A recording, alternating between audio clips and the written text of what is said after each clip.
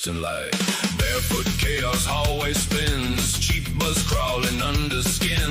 Neighbors yelling, we don't care. We bring the storm, we take the air. No rules, no breaks, just push it far. Two shadows tearing up the bar. Sick and evil, a duo from hell. Roommates raising chaos, ringing the bell. Sick and evil, you know it too well. Crash every night with a story to sell. Barroom lights and shattered calm. Talking loud, already gone. One wrong look, one wrong tone. Now the whole place feels like home. Glasses shake, the tension cracks. We don't stop, no stepping back.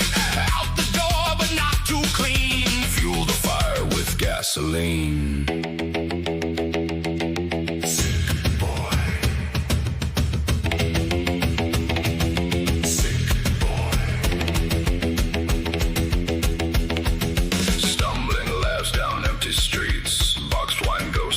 Our feet.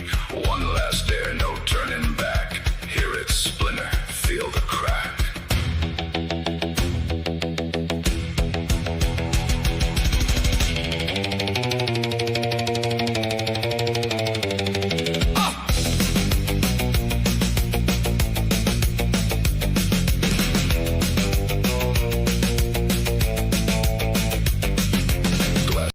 Laughing Man, what is up, my brother? What is up? I love it. You're always here. I love it. I love it, my brother. All right. Hope you have a good Sunday, my brother. Hope you had a good Sunday. Hope you're having a good Sunday. All right. So, I mean, I'm just chilling, right? Just chilling and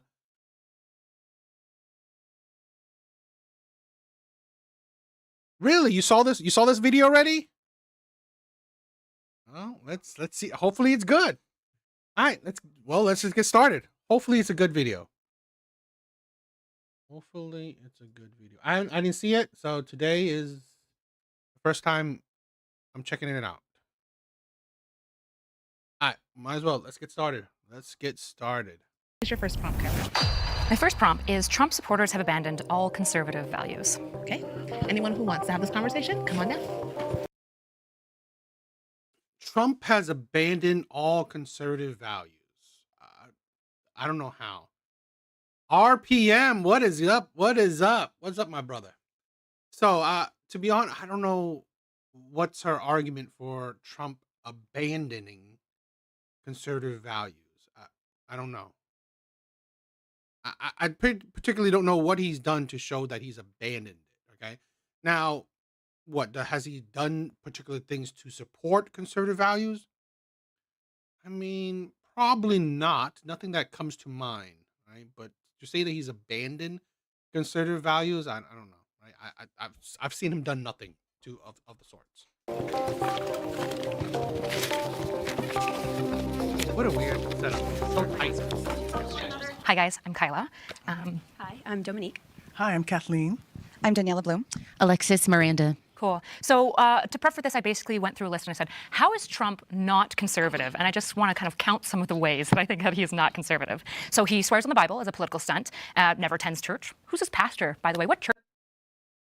Swears on the Bible as a political stunt. Church does he actually attend? Does anybody know? Okay, he doesn't. Who's his pastor?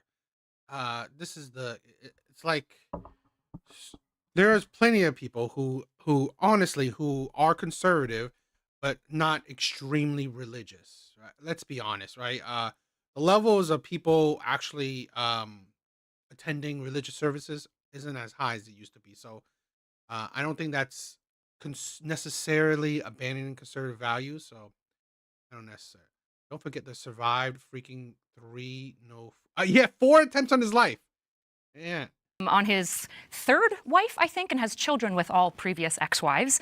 But mentioning women, Well, to be honest, he's married all the women he had. I believe. I'm not like absolute, like a Trump absolutist. but he's married all the women he had children with, I believe. Cheated on his pregnant wife with a porn actress and then paid her hush money in a 2016 election, which resulted in felonies against him. But he doesn't stop there. He actually, speaking of mistresses, he has 8 known mistresses, and that's not including the teenagers on Epstein Island. Wow. Literally, there's no proof that he's been on Epstein Island. I believe, I mean, again, correct me if I'm wrong. I've seen no actual proof he's been on that island. So, wow. Right there is absolutely disgusting. Like, He has centralized power underneath the executive branch more than any president in modern history. centralized power. How's that?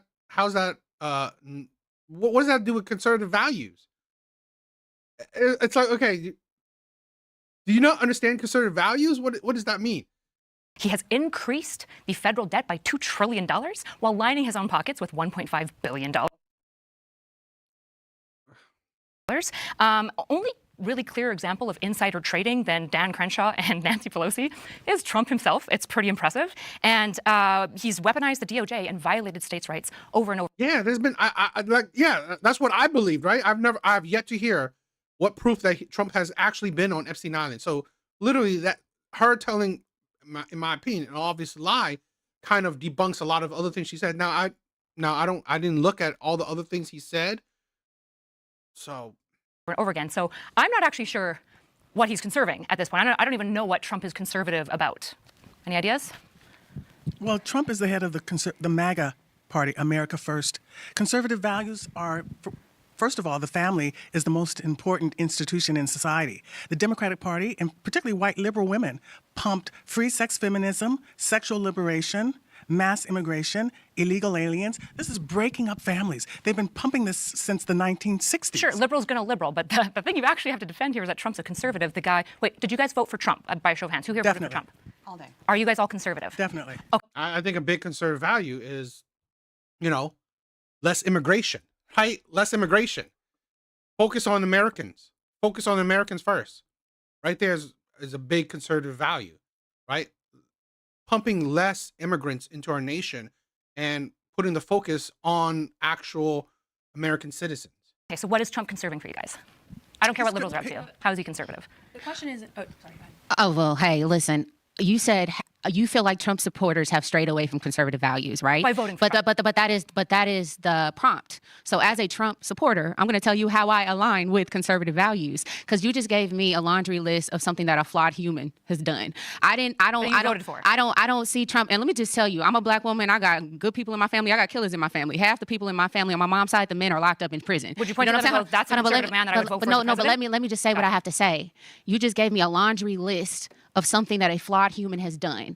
I'm going to tell you, as a conservative, the values that I align with as a conservative. Number one, family structure, tradition, upholding traditions within society. That is very important so that we stay structured and that we have boundaries in society. We need that. I know what a community is like when it doesn't have a foundation, a core foundation of tradition. Family and structure, right? But these are the conservative values that I align with, that I feel like Trump and the administration and the things that they are enacting and activating, to me, those things protect certain things. Like just the basic things, like a man and a woman. What does that have to do with everything? That literally is the basis, is the nucleus of the family. Can men and women so when not you get married but when you try to confuse people on what just the basic things of life are as a man and a woman, like, to me, you are literally undoing a basic foundation of marriage, of society. Trans people existing or cheating on your wife 8 times while she's pregnant with porn actresses. Girl, what do you think is like worse? Like, for marriages? you're sitting here talking about somebody cheating. I mean, people cheat across the aisle. I'm not saying that I condone it. So family structure is important to me. I'm sorry, right? Trans is worse for society. I would have said it to you, right? Trans is worse for society. Guess what? Him cheating on his wife, bad, right? It's bad. But him cheating on his wife, potentially, at least it could maybe produce a next generation. Trans, who are they? What generation? How are they producing the next generation? And to be honest, let's be honest. The values of cheating, I'd rather promote than the values of trying to change your sex.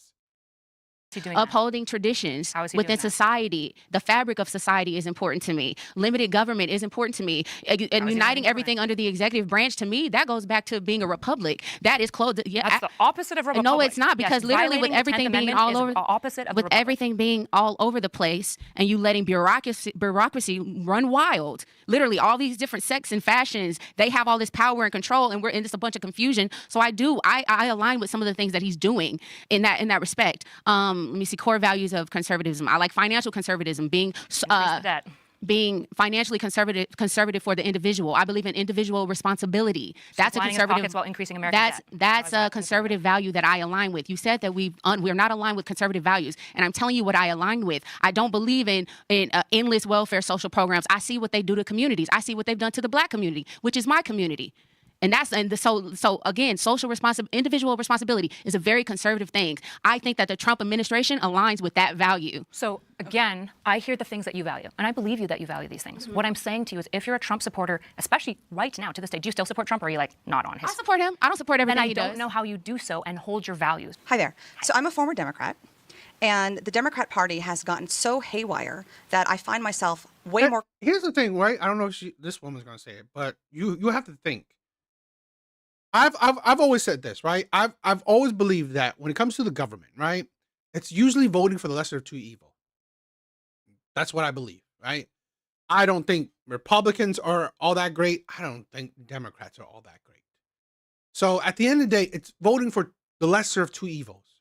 So it wasn't like your president candidates wasn't like 30 different, 10 different, 5 different candidates. No, it was two, right? 2 different candidates that you had to choose from.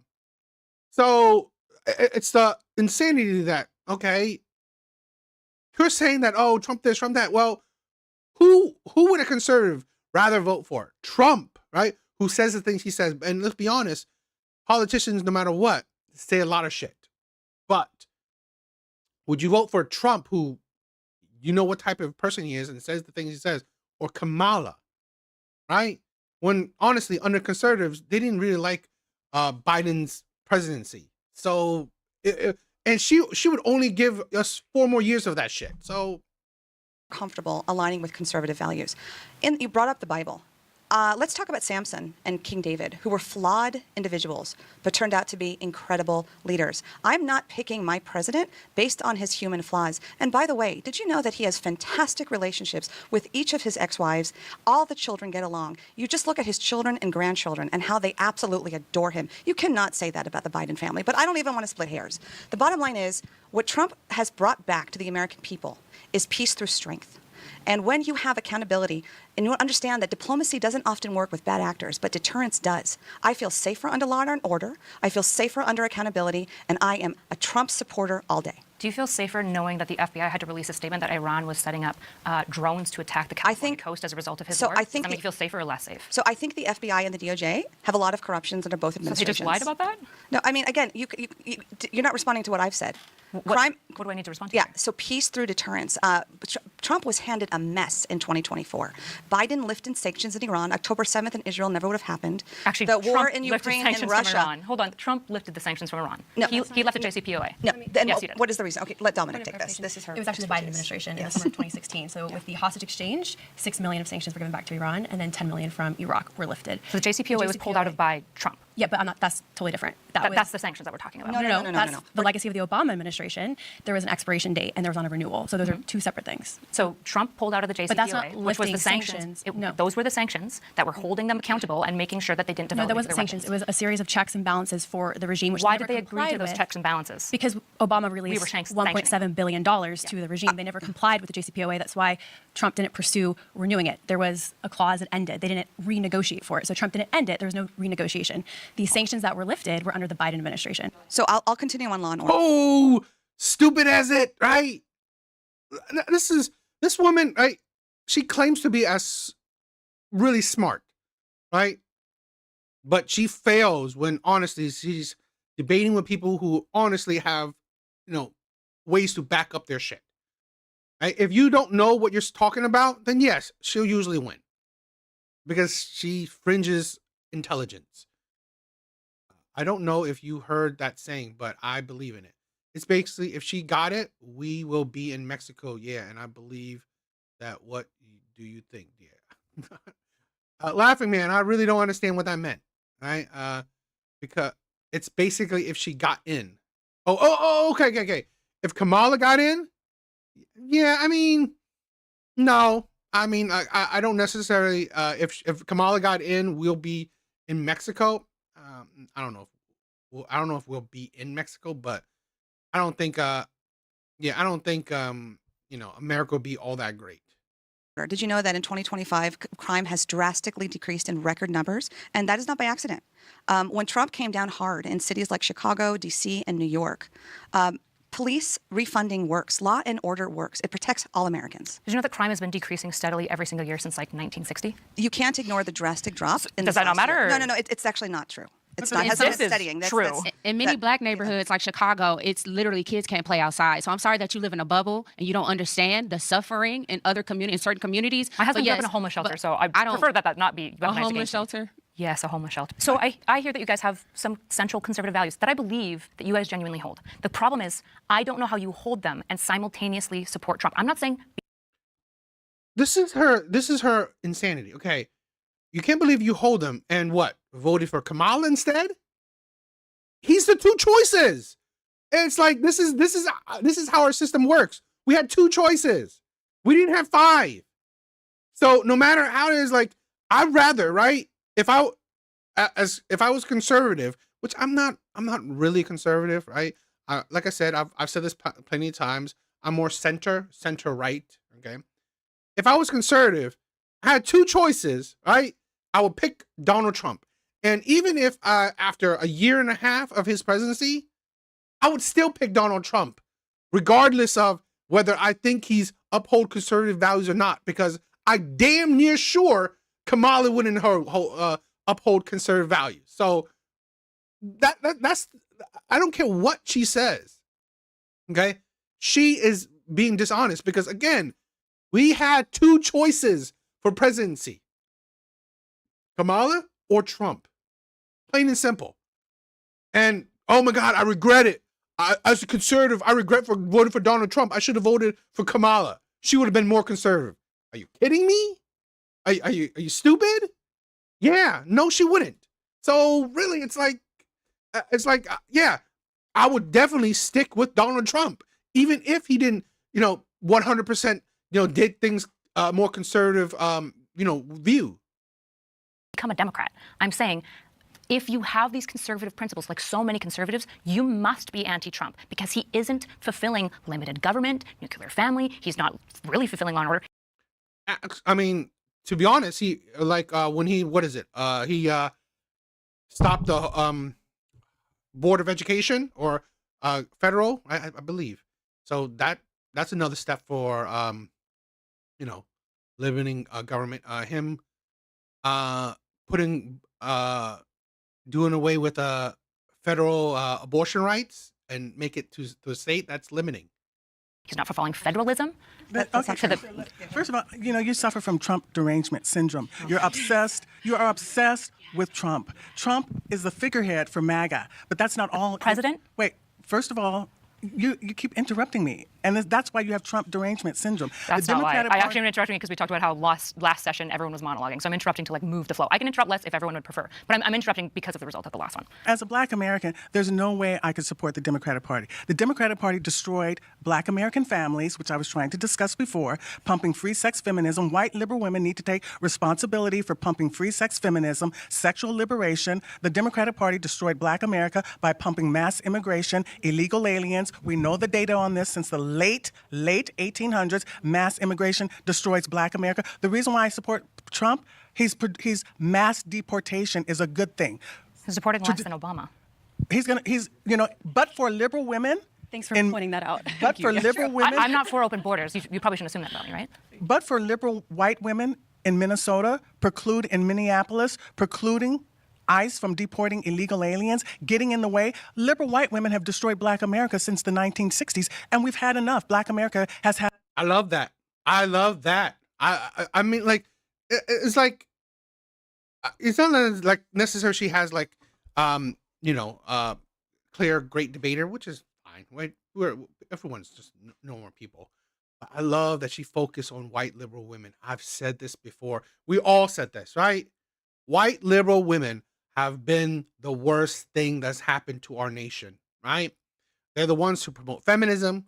They're the ones who promote all the alphabet community shit. They're the ones that perpetuate victimhood. White liberal women are a danger to our society. That one included.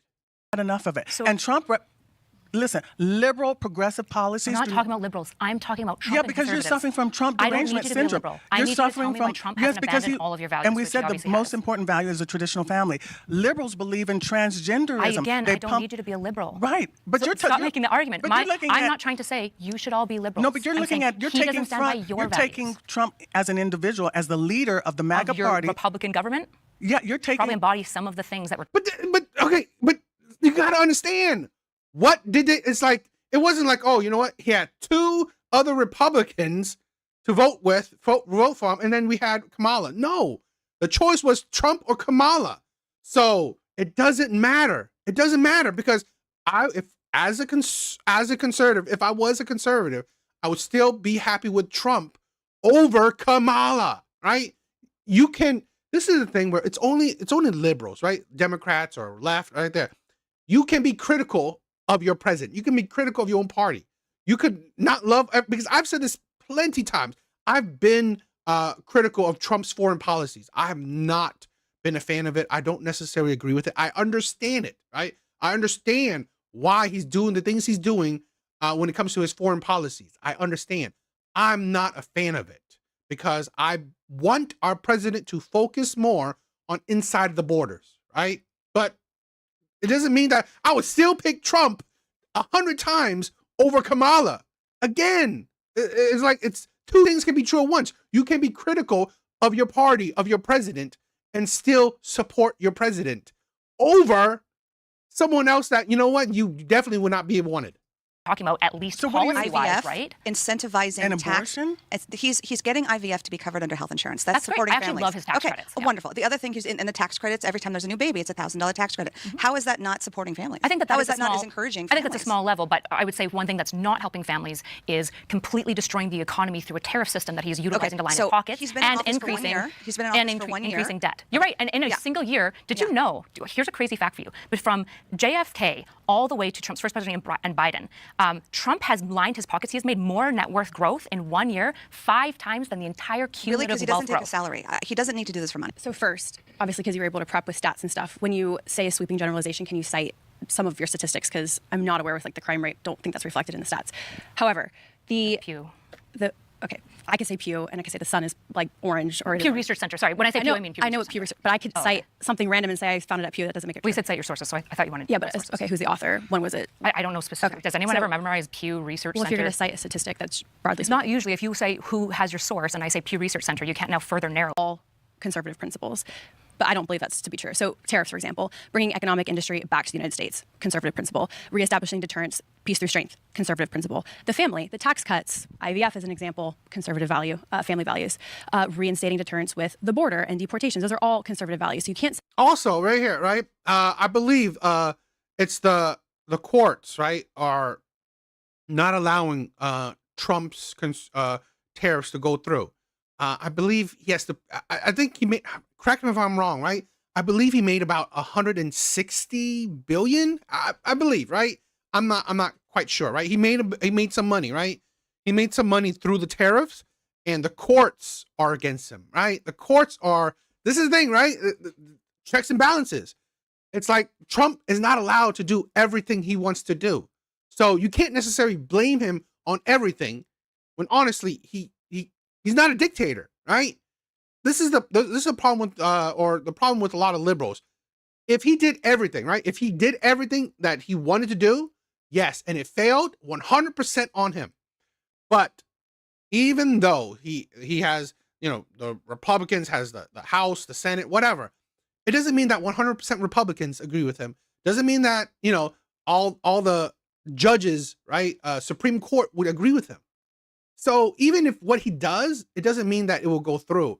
So yes, you can say the tariffs might not be panning out well, but again, the plan he's had for the tariffs isn't panning out how he wanted to because our own government is stopping him. The Supreme Court struck down his tariffs initiative, and now he has to pay back what he earned through the tariffs. So really, it's like, no duh, it didn't do well because our own government is not allowing our president to do what, he meant it to do.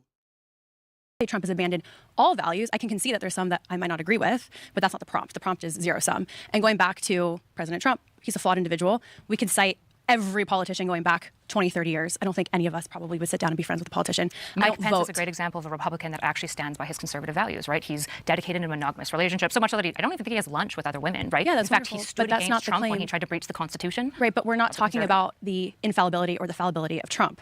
You're citing he can't be conservative because of his past, which most of us here are Christians, so we would also say... Shouldn't we a little bit? Your guys' criticism of Biden is that his family's broken, which is why he's not for connected No, families. I don't like Biden because he destroyed our country domestically and through foreign policy. He had some of the most aggressive economic growth under him. He pulled us out of COVID fantastically. No way. No, the global economy incentivized happened to bounce laziness back and inflation. America bounced back better than every single nation in the world. Going back to things that are important to me, there are things that the Trump administration is doing that do lend into traditional conservative values. So again, the premise being has abandoned all conservative values, I find to just be false from the jump. Because it is so zero sum. And I don't think you could point to any politician or any political movement and make that claim because we're all complex individuals who have our own interests. So I just think that the claim off the bat is kind of set up for failure. I just want to speak in simple terms, just simple, real terms. For me personally, conservative values for me personally, before Trump, the administration, what I saw was children confused about their gender. I work at a junior high school. What I saw was people who didn't see the value in boundaries and limitations. I saw people doing crime, going in, getting out the streets, being reoffenders in brown and black communities. I saw, it just felt like chaos. I see black people getting displaced in LA by undocumented people. And black people whisper about this. This has been happening for decades. And so this is what I saw. And I saw Trump leading a movement that had solutions to those problems that I see around me. I see some TikTokers, or at least I see one TikToker. Every single day. I know you got statistics and you got your facts and how he moves and what he's activating. I feel like those are solutions to the real problems on the ground impacting the people that I touch and I care about and I love every single day. Because Biden, that administration wasn't doing it, period. When I say that you've abandoned all conservative values, what I mean is that you have historically, as a conservative movement, for example, isolationism. That's not like a conservative position at all. In fact, most neocons were very for aggressive global trade because it's good for America to do global trade. What we're talking about, limited government, consolidating power to the executive branch is the opposite of everything that's in the American Constitution. That's what the 10th Amendment is about. It's called federalism, state rights, violating states' rights. For example, during the shutdown, Trump took away $11 billion in federal funding that was only going to blue states to squeeze utilizing the people, his people, because he's the president of America, not of Republicans. And he squeezed blue states to try to force the end of a government shutdown. He will actively weaponize Medicaid, Medicare. He is currently threatening to throw out TSA agents and just replace them with ICE at airports because he doesn't care about the common man. He doesn't care about fiscal responsibility, hence our debt going up by $2 trillion, by the way. And talking about fiscal responsibility, Zyrax, what is up, my sister? What is up? How you been? has played insider trading. He bragged about the fact that two of his friends, when they did...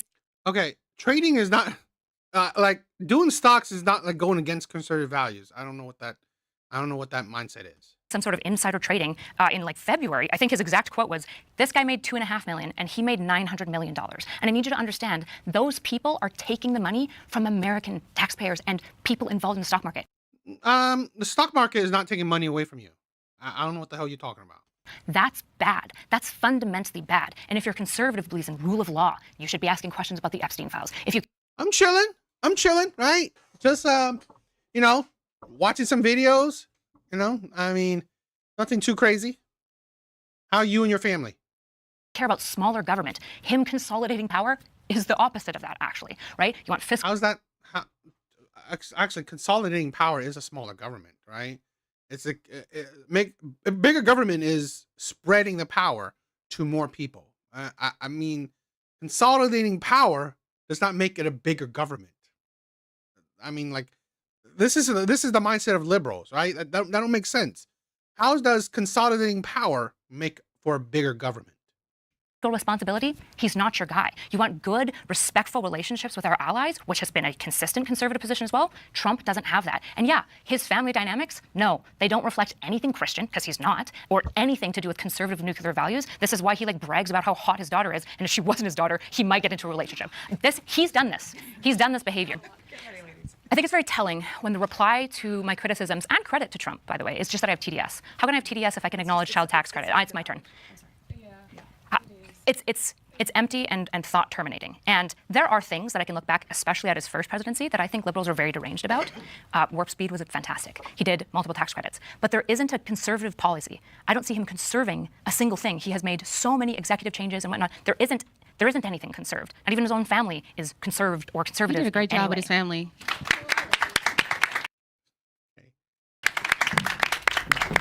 I don't know if this happens to you, but I'll do a full face of makeup in the morning and love it. And then staff to get 15% off. Staff to get. Don't even believe that trans women should be under that. Short vacation. Where do you go? Thanks for asking. How was Wednesday night? I haven't yet had a chance. It was okay, right? It was chill. I mean, just watching a little bit of talking about, I want to just talk about a little bit about maybe the possible Muslim takeover, but it was chill. Umbrella, and some do. I would like to know your thoughts if you're comfortable sharing that. Yeah, I'm willing to include them. I think there's an intersection for trans women. Okay, because for me personally, I feel like there's male, female, and then I would say there's almost like a other category where for us there's been, and you know this in the news, where you see spas, gyms. Steve, what is up, my brother? What is up? There's a lot of women who don't feel safe in women's spaces, and because of the inclusion in trans women in the feminist movement. So I would say, as far as moral, the basis of being treated equally, totally agree with you on that. But I feel like with the extremism of what it's become nowadays, that's the problem that I have with modern day feminism. So I don't know if you have any thoughts on that. To make sure I'm understanding, are you saying that it's not moral if it includes trans people, or are you saying trans people pose a unique issue for feminism to disentangle, but broadly feminism is morally good? I just want to make sure. I would say morally, the modern extreme version of feminism wouldn't be immoral, especially with what has been included, a lot of perversity, a lot of promiscuity, honestly. And I'm in the entertainment industry, so there's a lot of the Me Too movement. There's been a lot of objectifying of women, which I disagree with, but I feel like even nowadays it's become this horseshoe where women are now objectifying themselves in the name of empowerment, and I'm not really good with that as a Christian who believes in modesty. So that's kind of where I stand with it personally. I'm sure we all have different views on this, but I just wanted to share that and see if you had any I think thoughts you're pointing to complicated issues within feminism, right? So when I say feminism is morally good, I'm talking about my... Feminism is morally good. What? Feminism, I'm sorry, it isn't. Feminism is destructive, right? Feminism is essentially destructive. It's meant to destroy. It's meant to destruct society, right? It's meant to bring chaos. Feminism is chaos, right? Essentially, that's how women are. It's about chaos. Feminism is about chaos, 100%, in my opinion. It's to change the status quo, right?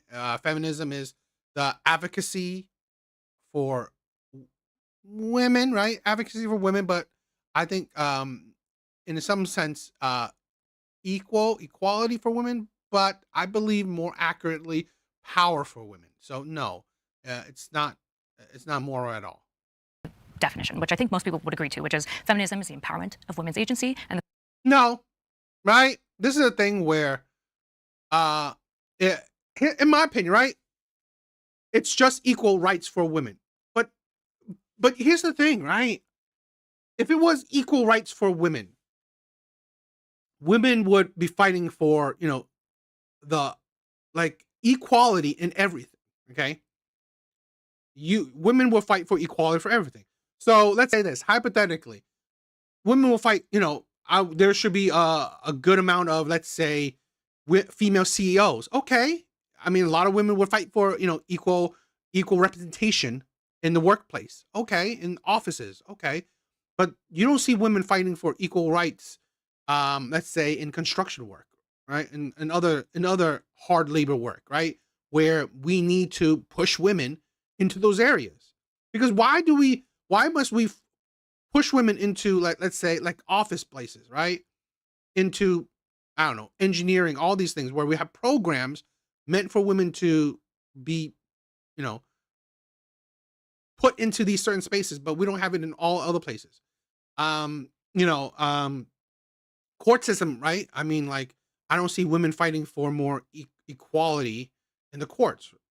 I don't see women fighting for equality in the courts because women know that they have advantages in the court system. So that's why it's like I don't think it's equality. I think it's power or just better treatment. But in areas that they're already being treated well, they don't care, right? They're not bothering with that. So is is it actually equality? I don't think so. That's why I say it's power, because women don't want to be equal in every area, right? Women don't want to be equal in everything. I just recently did a video, right? I recently did a video. I think it was a short of the US starting to they're going to implement a draft, right?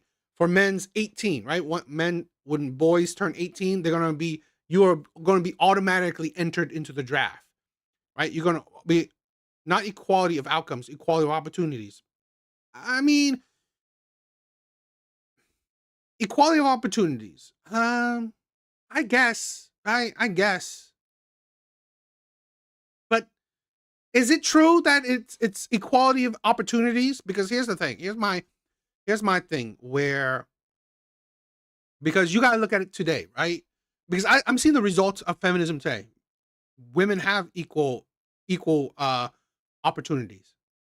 Because women have equal opportunities to men, but yet they're still around, right? Women are still around. So feminism, in my opinion, right? It was more like a stage, right? Equal opportunity, and then later trying to be equal, trying to be in power, right? That's what I see, right? You start with equality, then you want to go for power. It's just steps, right? You can't go straight power at the beginning. Evil Eddie, what is up, my brother?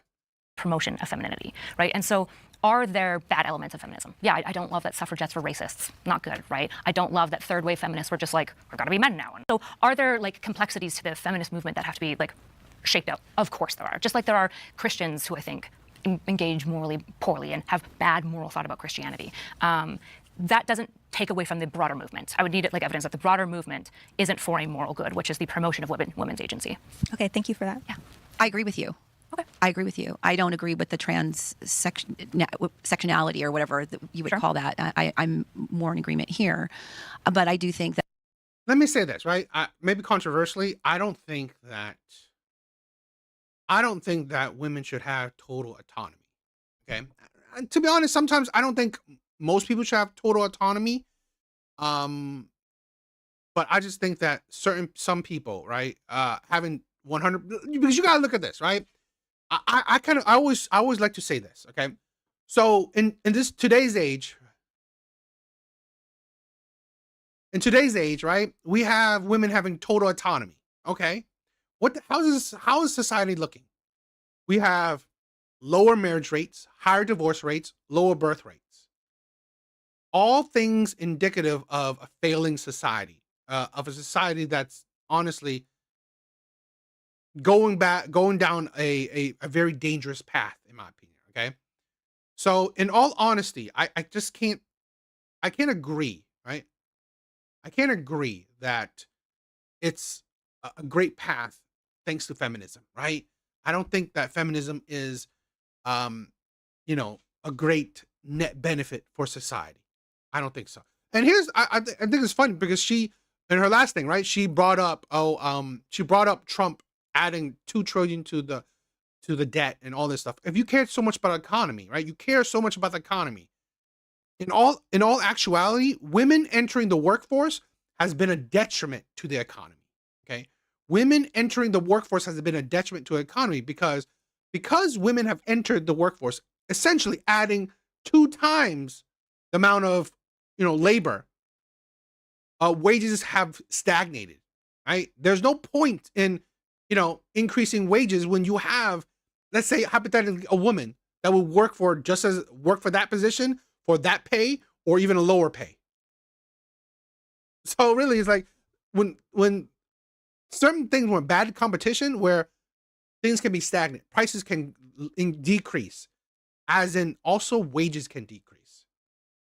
Feminism in its higher women, how he acknowledged women, he allowed women to be disciples, included them in his ministry. He gave women something that in the ancient world had never. I'm a little concerned when I see the liberal movement, at least there's these questions in modern feminism, which was brought up here about the transgender issue, and then also just I'm watching what I consider it seems like the Democratic Party or liberalism is embracing like the Islamic oppression of women, in the sense that what I'm seeing is that there's a lot of oppression in Iran. We've seen women be killed that just showed a little bit of hair. This is where where I feel the issue being moral feminism. I see that when I look at Iran, that women should be free to express themselves. Iran should be more feminist. Right. So I think we're in agreement, minus some of the more extreme issues. But it depends on if Then why do we need immigration if women in the workforce has caused stagnation? Because here's the thing, right? Women, right? So in my opinion, women have already done the damage. Women have already done the damage. So now, and again, I don't put 100% blame on women. I also put blame on like the elites, right? The elites, of course.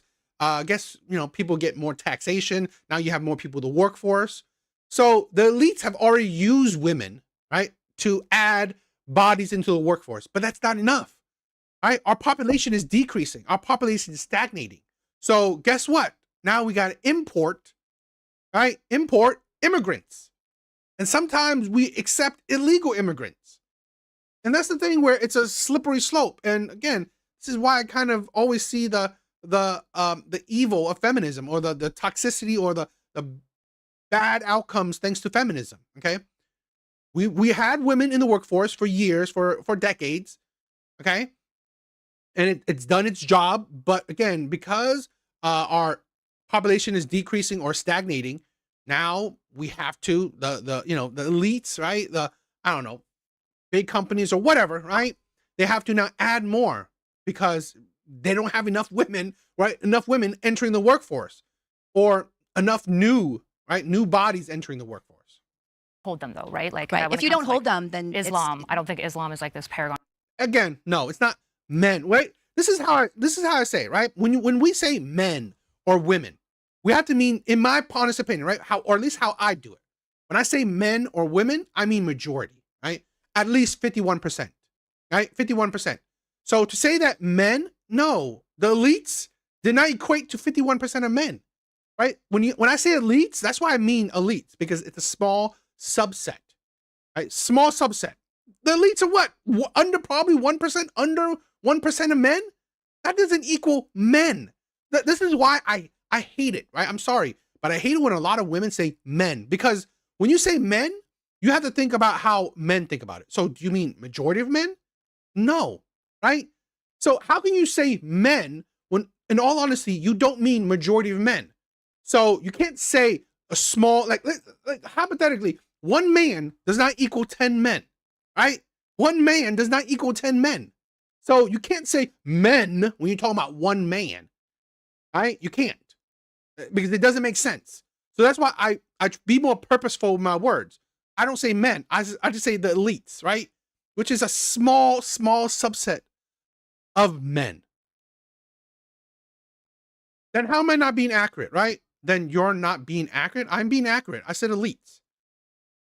I said elites. And when I say women, I personally, right? When I do say women, I personally said it's the majority, right? And the majority can be an extreme majority, or a minor majority, like 51%. It's not like a huge difference, but it's still a majority. Of feminist virtue. Yeah, I think that there's a lot of things. But it is a little disturbing to see that in the progressive movement and with liberal women embracing this kind of... Well, this is pluralistic, right? I can simultaneously value and have a fundamental value of feminism and also value things like religious freedom, and understand that these two things are in tension, and finding the perfect policy and answers is tricky. But I think there is one, right? I want Muslim people and Islamic people to come here and express their religion, but not at the cost of like abuse of women. And I think that that's a common tension we've had through all of history, even with Christianity and kind of liberal order. And so I'm willing to have those conversations, but I don't think that feminism just loves Islam and everything to do with it. And lots of feminists are critical of the way that Sharia law or the Quran speaks and engages with women.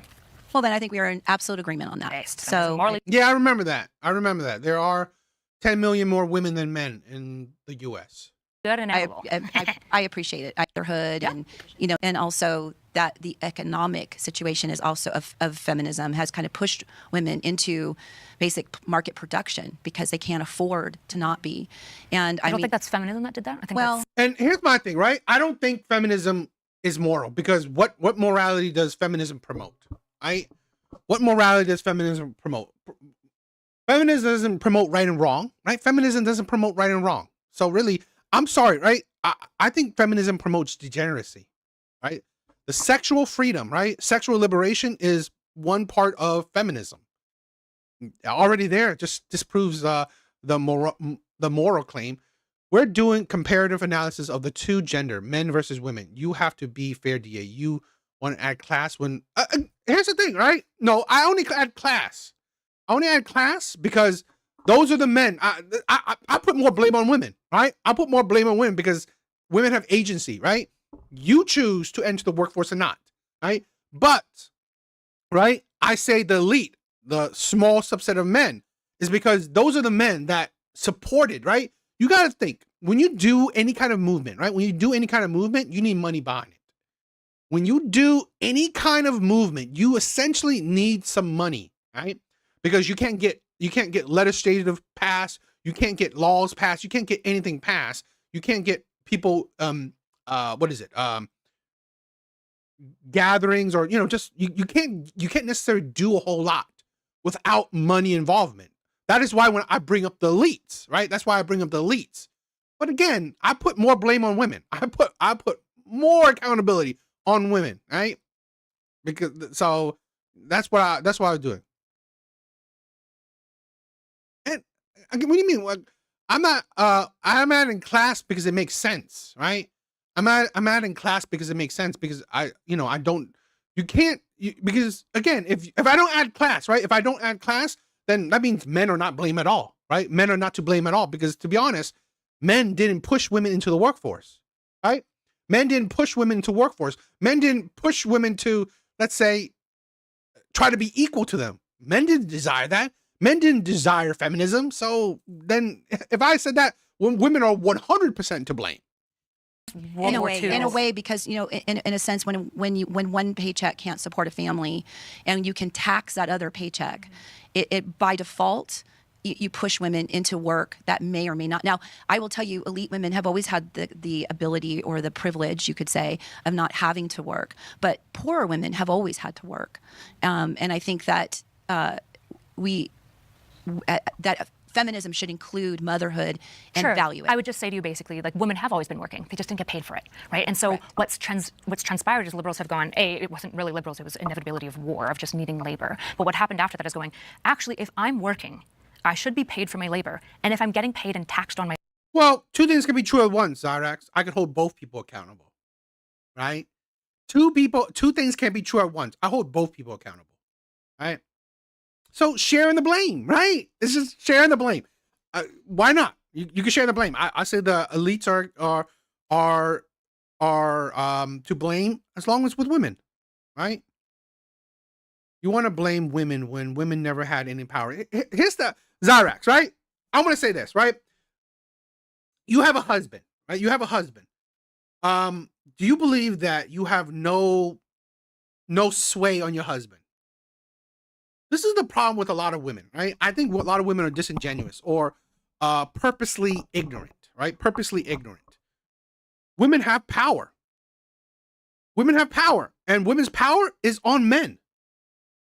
I think this is the saddest thing with a lot of women, that they forgot what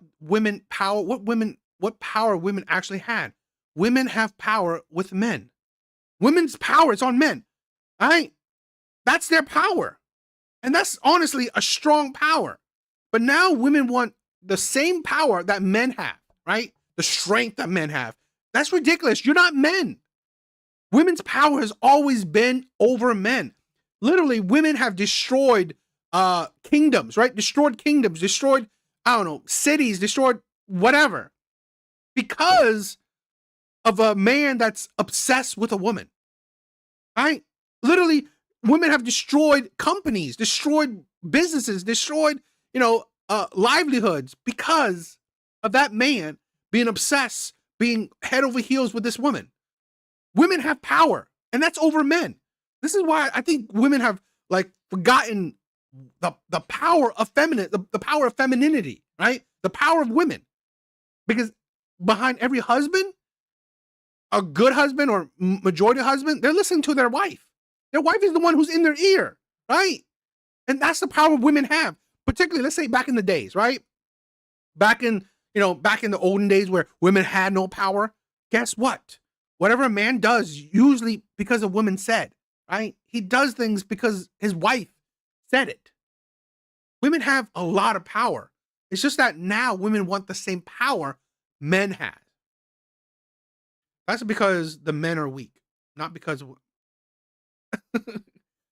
Here's the thing, right? Again, two things can be true at once. Men, those were weak men. And two, women, it was because of women, right? It was because of women, right? Two things in life, two things can be true at once. Yes, you can have a weak man along with a manipulative woman, manipulative women. Labor, I deserve representation, right? And I think all of these things are an inevitability that occurred. I don't think feminism is to blame for World War II causing major labor shortages and gaps and women having to step into these roles. I don't think feminism has to do anything to do with world order and global GDP competitiveness that you need to have all working adults working. So for the moral standpoint, how is feminism moral to you based on the results of feminism in modern society? It promotes agency, and agency as a Christian is one of the most... I mean, I know that's a quote. Behind every great man is a greater woman. Okay. I mean, I would say this, right? I'll definitely agree that behind every great man, or a lot of great men, there's a woman, yapping in his ear, right? So, I mean, again, this is a thing where I'm more seeing it as, society that everyone has their unique roles, right? Everyone has their unique roles. I just think that it's women who forgot their unique role, right? I think women have forgotten what their unique role is. Okay, not men. The problem is women wants to change what their role is. Yeah, you agree. Important things to me as a moral precept. Like free will? Choice. Okay, so when the results of feminism are disproportionately against the results of childhood outcomes, raising the maltreatment of children by over 70%, especially in single mother households, which feminism actually promoted with no-fault divorce after the 70s.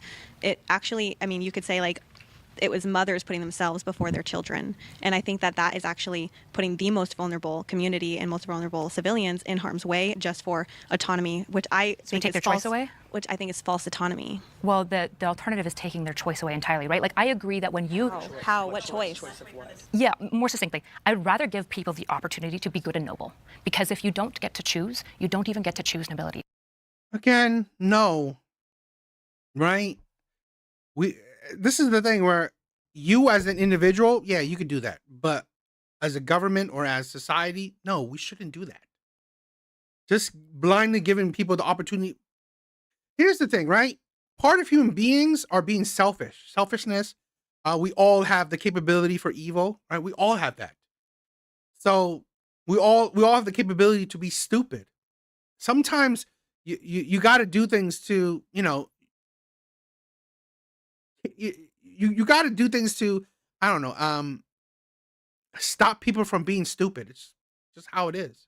This is the fundamental premise of Christianity, is that the fallen nature and the suffering that we see in the world must exist, because if it doesn't, then when we say, I love God anyways, it doesn't mean anything. And so I agree, women, children, men, they make bad choices all the time. All people do. But the beauty and nobility of agency is that people get to make it. And what the alternative is robbing women of the choice so that they are essentially slaves to moral good as necessity. I don't want that. But what choice? Because women were always able to leave divorce, at least in America, for abuse reasons or sexual assault reasons, or their children were being assaulted. We were able to do that before no-fault divorce. Not really. Absolutely. And even by the church, it is in the Bible, it is allowed for abuse. If you were being abused in your marriage, then the Bible actually condones divorce, which is one of the things that... Marital assault wasn't even recognized legally as abuse until 1990. It wasn't even seen as a crime until 1994. It wasn't even legislated. Assault or marital rape. I'm trying to avoid that word. Sorry, I'm trying to avoid that. So the idea that like women could leave, it was incredibly difficult. Their finances were entirely tied to their husbands because a lot of women could not work, right? So the idea that they like could just leave, they were in many ways financially tied to men. And no-fault divorce would also force. There are tough things. How do you prove that somebody is like mentally draining you and not supporting you and not fulfilling all those things? How you can prove that someone's mentally draining you and not supporting you? I'm sorry. I'm gonna be blunt. Deal with it. You chose the man. This is the problem with. This is why I have a problem with feminism. It's the lack of accountability. I'm sorry, right? I'm sorry. You chose the man. This is the thing where I've said this countless times before, right? I've said this story where I'm not gonna go into the story, but my ex really effed up my life, right? My ex effed up my life. But at the end of the day, I still won't blame my ex. At the end of the day, I still won't blame my ex for being the biggest B ever. But it's my fault. I blame myself because I chose her. So I came out of the relationship, right? Completely a broken man and in debt and all these other problems, right? But at the end of the day, I still blame myself because I chose her, right? I'm not gonna cry because of injustice, of unfairness, of how dare she's terrible, all this. No, I'm gonna say like I was an idiot. I ignore red flags. The results that happened to me, it happened to me because of my own stupidity. It happened to me because I allowed it to happen to me. Take accountability. All right? I'm sorry if you got with a man that doesn't support you, but you should have figured it out before you married him. You should have figured out before you married him. You should have figured out these things before you've been with him, before you committed to him. If you didn't, it's on you. I'm sorry, it's on you. This is the issue is that why marriage is so weak, because we make it weak, right? There's no true commitment. It is one of the most important things, right? Choosing a partner is, in my opinion, probably the most important thing you can do in life because there's so many cascading things that go along with it, okay? So choosing a partner should be the most important thing you could do in life. And yet we don't view it as that. We don't view it as that. Right? The casual dating, all this weak ass shit. And I think it's feminism, right? I think it's feminism. Marriage should be extremely important. Of a husband, but isn't necessarily like leaving you black and blue. Does she have to stay in that relationship? What if she's not a Christian? Why does she have to stay in that relationship? Well, I'm going to take this from another standpoint. I think the feminism of the 1950s, 1960s was needed. I think that it has morphed into this abusive, So it's lack of self-accountability that we women seem to have. I agree. I mean, it's a question, right? Yes. Women lack self-accountability, right? Women are, in my opinion, natural victims. They see themselves, women see themselves as constant victims, okay? It's rare for me to see a woman that actually understands accountability and, accepts accountability for her life, for her choices. Rarely do I see a woman accept accountability for her choices in life. Rarely. So I honestly think women lack self-accountability. It's not about women anymore. All it did for us was put men in our bathrooms. I would totally And disagree. men are not women. I don't care. They're not? I'm sorry? Do you know if I have a vagina or not? Honestly, I don't want it in my business. My point is, keep neither. your True. own freaking sexual business to yourself. Now I'm True. being forced Trans to people are trying to. affirm people. Yeah. And they have taken over the feminist movement. No. I also believe that they have put, you have to go to college, you have to go and get this career before you have a family, where then we have women that are 30, 40 years old and they're miserable. They're on more antidepressants. It has hurt the family. The feminism of today. It is, I forgot the stat, right? I forgot where the stat, right? I have a video of it, that white liberal women are the most on antidepressants, right? White liberal women are the most on antidepressants. White liberal women.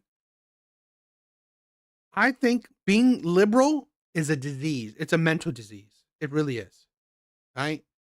So Is not the feminism of yesterday. And you keep speaking of choice. What exactly what choice are you speaking of? Are you speaking of choice to get a job? Are you talking about choice to get married? What choice conversation on in general?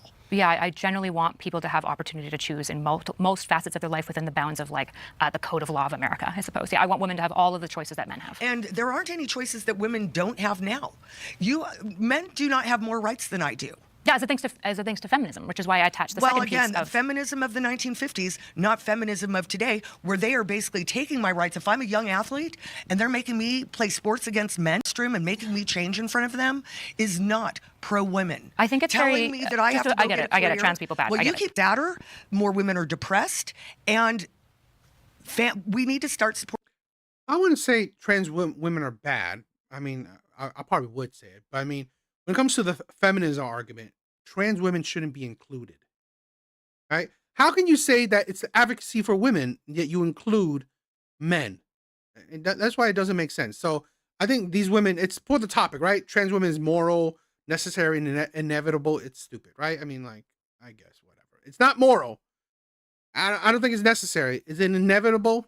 Probably, right? It's inevitable. Women always are clamoring for, supposedly equal treatment. I think better treatment, right? I think feminism is, women trying to get better treatment, right?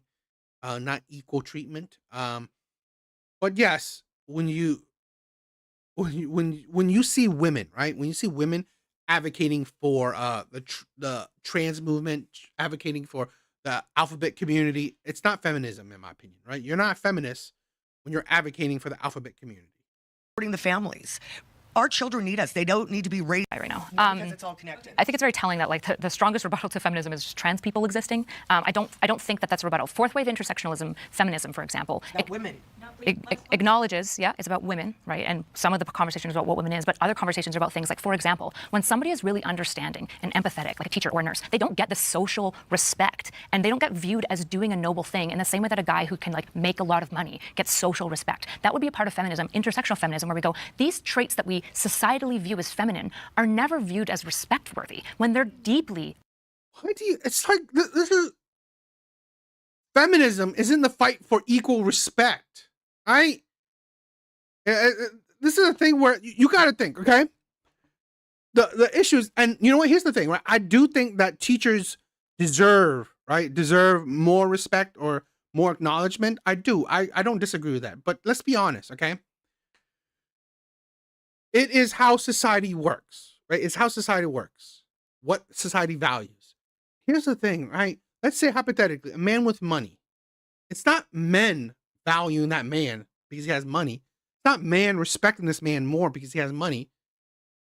We live in a capitalistic, nation. Two, it's women. It's women. Women value men with money. Men may idolize because they want to be that man, but they don't respect that man more, in my opinion. In my opinion, they don't respect that man more. They just want to be him, idolizing him. But they don't necessarily respect him more.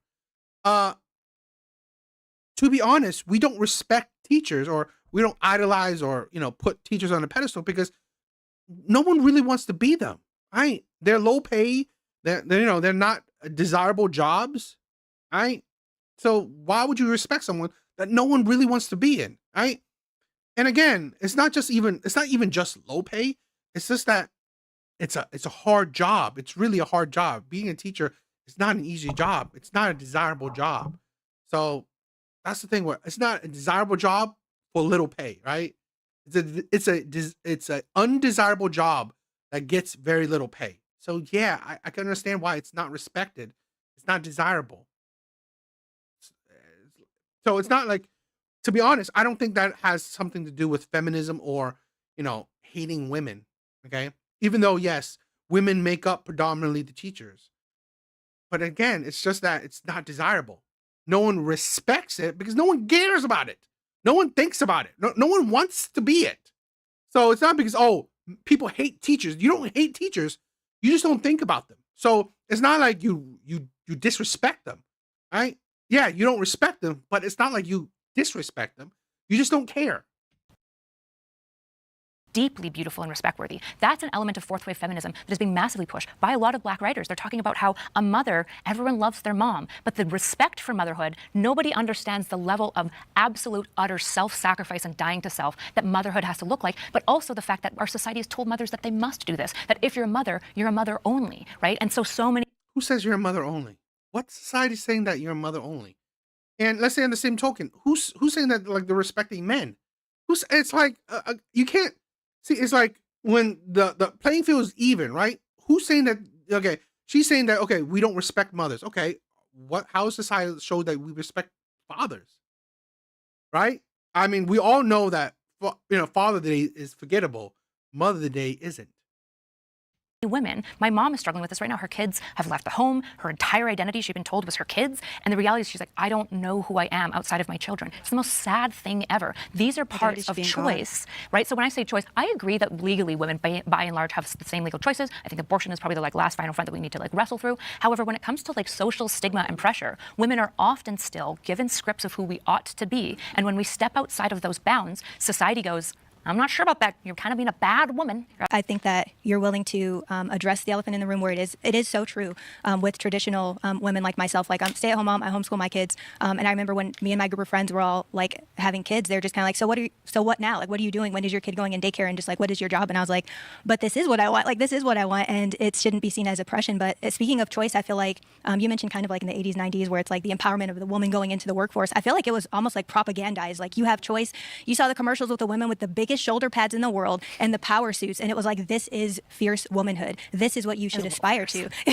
Fierce shoulder pads. Do want to bake bread. Like, what's so bad about that? And so I think that in a way there has been these different iterations and evolutions of feminism that have, to me as a conservative, as a modest Christian who believes in traditional values, I'm just like, what's happening with this, and when does it end? It feels like it doesn't end, and it just keeps evolving. And that's, I think, for people who are conservative, that's the scary thing for us, is like, how far are you willing to keep going when it keeps changing into something This else? is actually a really, really good point. Feminism is a philosophy. Philosophy doesn't end. Neither does feminism, because technology is always updating and changing. The way women interface with the world around them, what feminine means at any given culture, is always changing. That's why it doesn't go away. In the same way that men and masculinity and their understands of their place in life as a man will always be updating and changing. And I think that that's a beautiful thing.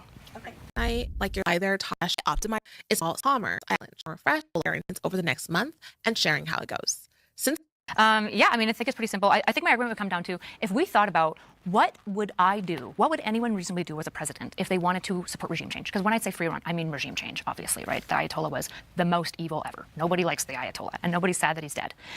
My hope... There are plenty of people on the left are sad that he's dead. So really, that's disingenuous. TBD, what is up, my brother? If she bump drops, she stands no chance. Yes. When Trump was moving on Iran, is that he would help free the people. And there are ways to do that. He would employ things like the Green Berets, which their entire modus operandi is helping locals throw off tyranny. But instead, he has been apparently rushing to bomb them because of Israel. They didn't establish any communication, right? And so what we see instead is somebody ushering in what might inevitably become a sectarian war, which seems to me as somebody who's more interested in destabilizing the region than actually helping the Iranian people. I would say blaming this on Israel is absolutely ludicrous. This idea that Trump rushed into this because of Israel, when you take into consideration that he had actually talked to Israel and gotten them to stop bombing Iran during the 12-day war, bringing this to a temporary end before it just went up in flames again. Because ignoring evil, taking a soft approach to evil, is never going to stop it. It's never going to free it. Right now, Trump, in his second term as well as in his first term, made amazing strides towards freeing Iran. In fact, he was the first U.S. president to even recognize the IRGC as a terrorist organization. Meanwhile, you had Democrat presidents such as Barack Hussein Obama that was releasing billions of dollars to the IRGC. You had Joe Biden, who not only released billions of dollars, but also released to them a spy in a negotiation that went absolutely horrifically wrong for us the month before October 7th. So Trump wants to free the Iranian people, but he wants to empower them to go in and do it by taking out these military opponents. And that's exactly what we're witnessing right now. So if he wants to free the Iranian people, why on January 2nd did he tweet, if Iran shoots and violently kills peaceful protesters, which their custom is, the USA will come to their rescue. We are locked, loaded, and ready to go. That was January 2nd, but we didn't get there until February 28th. Do you know how many Iranians died? Yes, as a result lot of the Iranians died. How but many? Well, now it's about 80,000 that have died total. Just from that tweet. How many died? I don't know the number. 30,000. Okay, so I'm from Iran originally, okay? And yes, we wanted it quick, but when you're doing military strategic. Yes, thank you. For some reason, I'm having a brain fart. It's funny that, so she's essentially saying it's not quick enough, right? It wasn't quick enough. Yet she like in her first statement or her first talking point, right? She said Trump had too much power. Trump had too much power. It's consolidated power. That shows you that he doesn't. Again, these are the people that think Trump is a dictator, yet his moves show otherwise. If he was a dictator, when he says things will be done, it's getting done, right? That's a dictator, okay? But as a president, there's checks and balances. There's red tapes. There's bureaucracy. When you are strategic and doing things, you have to. It's all timing, okay? And it's Why all make that tweet at that time? Why not wait until you're because actually ready to he's go? letting them know. So the thing about Trump not let them is know he February lets 26th? he gives them an olive branch to do the right thing, which is what he always does. Here's an olive branch. I'm going to do this if you guys don't stop your nonsense. He gave him some time because otherwise, then the liberals are going to scream and have their rallies, which they always do, but they're paid. We all know that. Please stop talk blah. I'm staying on the prompt, but all this makes sense. Okay, all of this is connected. We've got the heiress of Walmart funding these No Kings rallies. We've got the ones at the federal building. Have you been there? For us, I was born there. My family lives there. You don't speak for that are angry. No, very close. there's not many Iranians. There No, is. That's a lie. We are sick. Us Iranian people. My half sister lives there. My family lives there. We're sick of white liberals telling us about Iran and its people. We love Benjamin Netanyahu, and we love President Trump for what they did. They want to name cities after these people in Iran. So please don't speak for us. And what he did was strategic because with military operations, they have to have a structure and a plan. You don't go and do something and not know what you're doing. You have to have a plan. You have to have intelligence to know where to hit, so they don't hit places that have a lot of civilians. Yeah, can't go back. So when he took down those nuclear facilities, okay, there's a lot there. I don't think my race has anything to do with this conversation, respectfully. Yes, it does. About specifically Iran. Since October 7th, I went to Israel. Actually, I think technically her race does because white liberal women are honestly just wacky. Talked to officials in these lands. So the idea that I'm just like in some bubble and I have no idea what I'm talking about, and you assuming that because of my skin is you believed Israel. Simultaneously, there are two things that can be true. The Iranian people are delighted to see the evils of the Ayatollah punished and him killed and his leaders killed and them decimated. That's true, and I stand with Iran on that. I have no problem with the strikes that killed the Ayatollah. I think they are only good because he needed to die, and the people had been trying for years to free themselves, but you can't when they have guns and weapons and chemical gases against sticks and stones. So my empathy towards Iran being so excited at the hope of change is completely valid. My frustration is only with Trump. And the issue is that if you want regime change, we have the techniques for that. We already have this. Do you know what the motto of the Green Berets is? Does anybody know? It's de oppressor liber, to free the oppressed. The entire purpose of the Green Berets, the core mission is called unconventional warfare. They go into local populations, empower them to fight tyranny. One of the issues facing Iran right now, because of the way that he managed the strikes, is that there's no way to collectivize the people. There's no internet, there's no person, and they still have no weapons. If this was something Trump wanted, the American military could have achieved this. But instead, he sent out an errant tweet 2 months before an invasion, which led the people thinking that help was coming soon. It came 2 months later. If he wanted to be tactical and smart, if he wanted to free the Iranians, you'd make that tweet 2 days before you kill the Ayatollah, so that as their uprisings are coming up, you can send in Green Berets to support them, and you can mobilize the population to take back their country. I think it's ridiculous. You're telling the president how he should run his military.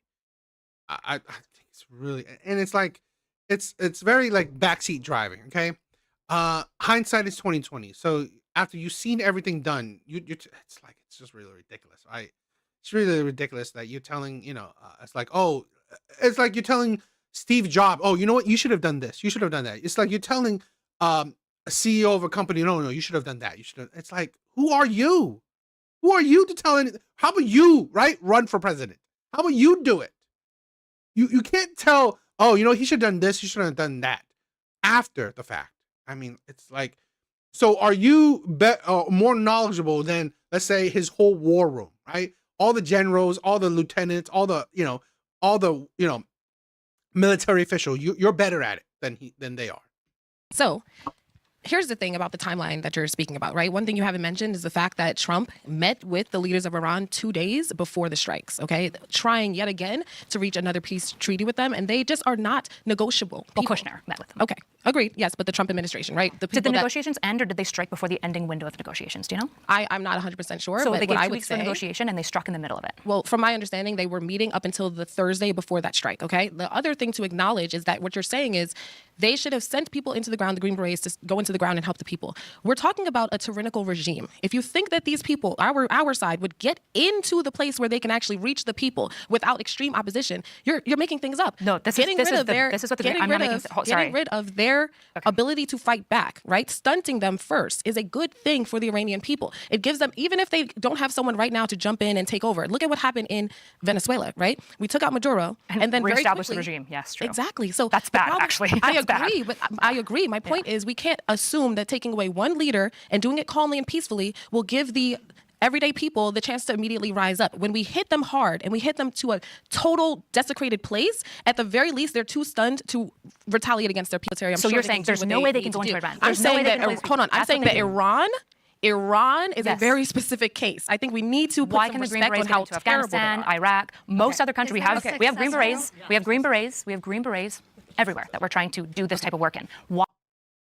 I don't really care for the Iran thing. I appreciate that. Kyla. Meet you guys. So what I mean by this more specifically, because I wanted to have a really succinct prompt, but obviously this is a complicated topic. I don't actually think God is any political branch. Obviously. I think liberalism is in the direction of what God wants. I think it's more in his direction, which is why I say Christianity is liberal. But obviously God is well beyond liberalism. He's well beyond any political system. Okay. Define liberalism real quick. Yeah, so by liberalism, I mean protection of equality of rights and liberties of people, strong institutions that separate balances of power, and a strong social safety network.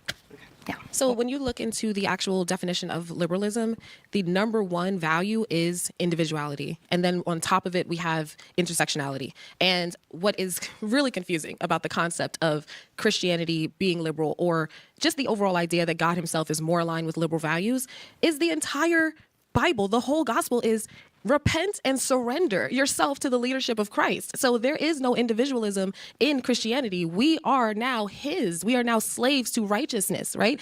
Liberalism tells people, do whatever you want and we'll support it. We need all of this diversity of thought, and that's a good thing. Instead, Christianity says you need to be of one mind. There shouldn't be this bickering in between you, and you are no longer your own self. Now you are to, what does it say? No, but you have to carry your cross, deny yourself. Liberalism says celebrate yourself. So how do you respond to that? I think they're just at complete odds. I would say, so it feels like you're baking in maybe progressive cultural stuff. With I literally Googled what are the liberal values. What no, are the no values liberal of would say liberalism? intersectional. So as a liberal, we wouldn't say intersectionality is liberalism. Intersectionality is intersectionality. It's more associated with progressive movements, right? Liberals can like it, but it's not the same thing. So when I'm talking about liberalism, I'm talking about rights and freedoms, like equal before law, all these types of things, and liberties, like you should have access to the things that you would like to access. I'm talking about strong institutions because they protect civilians, they protect people, they keep things equal and fair, ideally, and a welfare net to take care of our vulnerable and our most need, right? You said that the Bible is about surrender. As a Christian, our walk of faith is about surrender to Christ. It's about constantly seeking him above our own predilections, constantly. But what does he command us to act out into the world? What does he tell us to do to non-Christians? It is to care for the refugee. It is to take care of the widow and the orphan, right? In the previous conversation, we were talking extensively about Christianity is the burgeoning place of charity, of seeing others outside of my blood-born family and saying, you matter in the eyes of God, and we love you for that. And my concern right now is that the conservative movement, particularly under Trump, and the way that Christian conservatives operate, there is a fixation on sin, and there is a loss and forgetfulness of what it means to be equal before God. If I could, just really quickly, I just want to note, and I promise I will put it to you, but the thing that comes to my mind is, people constantly talk about taking care of the poor, and I firmly believe in that, right? Like I founded a nonprofit, okay? So I've done my work. However, the Bible says, let he who does not work not eat. And what we on the conservative side have noticed is that our social systems have been abused by people who do not want to work. So I think my frustration is to suggest that it is that we should lean more towards liberalism as Christians just because of this concept of helping others, and ignore the fact that the Bible says you need to also be a contributing member of society so that it all works together. We don't have takers and givers. When God said, he who does not work shall not eat, he's probably not talking about kids, right? Children can't work. What do you mean? But we should still feed them, right? Right. Of course. And if somebody has no legs and is blind and deaf, okay, should we take care of them? The fuck are you talking about? Blind, deaf? Are you... It's like this woman is unbearable. So you're using this. See, I'm sorry, women with, I'm going to be controversial, women with low IQs, right? In all honesty, right? But very manipulative. They need to use the exceptions to make their rules, right? They need to use the exceptions to prove their points. Blind and deaf, why the hell would you even bring them up? That person? But that's okay. Should a mentally ill person be taken care of? I don't think that the Conservative Party would suggest that we don't take care of those people. What we are saying is that we're our stripping systems, Medicaid. because our system, we're not stripping it. We're You telling are. people that if you are not one of those people that you suggested, if you're not actually in need, then it is unfair for you to be receiving these 60% of people who instead receive of the SNAP others are that children. should. I just want to add, these things, taking care of the widows, taking care of the orphans, this was prescribed to the church. This was not prescribed to the government. Exactly. Sure, but I would add to here, Christianity isn't a prescription of politics at all. Jesus wasn't political. The Jews killed him. No, he was not. He say to contend for people in the public square. He totally said that. And that free speech is not, so participating in free speech is not the same thing as being a messianic king who restores Judea and Samaria, which is what the Jews wanted him to do. And he rejected doing that. He consistently, every time actual political office is offered to him, he rejects that it wasn't to his the point calling, that babe. That it's wasn't none his of our calling. callings. You're right. It's none of our callings. And that's why he called the church to be the facilitators of these things. I agree. A state The church needs can't? to pick this up and do it, but it's not the government's obligation. What if I it think wants people to? should. Is that okay? The government wants to. Everybody disagrees. Well, we've voted. That's why we see so much fraud in the debt that she keeps talking about. We've voted in welfare institutions. Do you have a problem with that? I want her to respond because I don't want to I get off. I just want you to talk about loving children. I mean, loving people. We do love Christians do, and churches do love people, and they love moms. That's why they fight for the unborn. I don't believe that a liberal. They have abortions. They are not pro-life. They have abortions all the time. Yeah, they And don't that's think something that is something that a Christian does not do. So I don't. When you say a Christian should not. Yes, You're have right, an but abortion. Christians will kick out their trans and queer kids, whereas liberal, non-Christian parents embrace them and love their Because children. now you're anyways. easing into what is love, right? We know on this side we're talking about Rejecting your child is love. No, corrective love is love. Rejecting it is your not child the same is as love. affirming. Affirming is not love. Affirming. Well, you have to believe in a trans kid. I believe God created us man and woman. And when I your do kid think tells you you're just gonna like be a pop star, anorexia should you crush that nervosa, dream or just no? like anorexia nervosa, it's a mental illness. Gender dysphoria has always been a mental illness. But now we're being told to affirm them. Now it's almost become a trend in the schools, just like it was when I was a kid and everybody was dressing up like Madonna.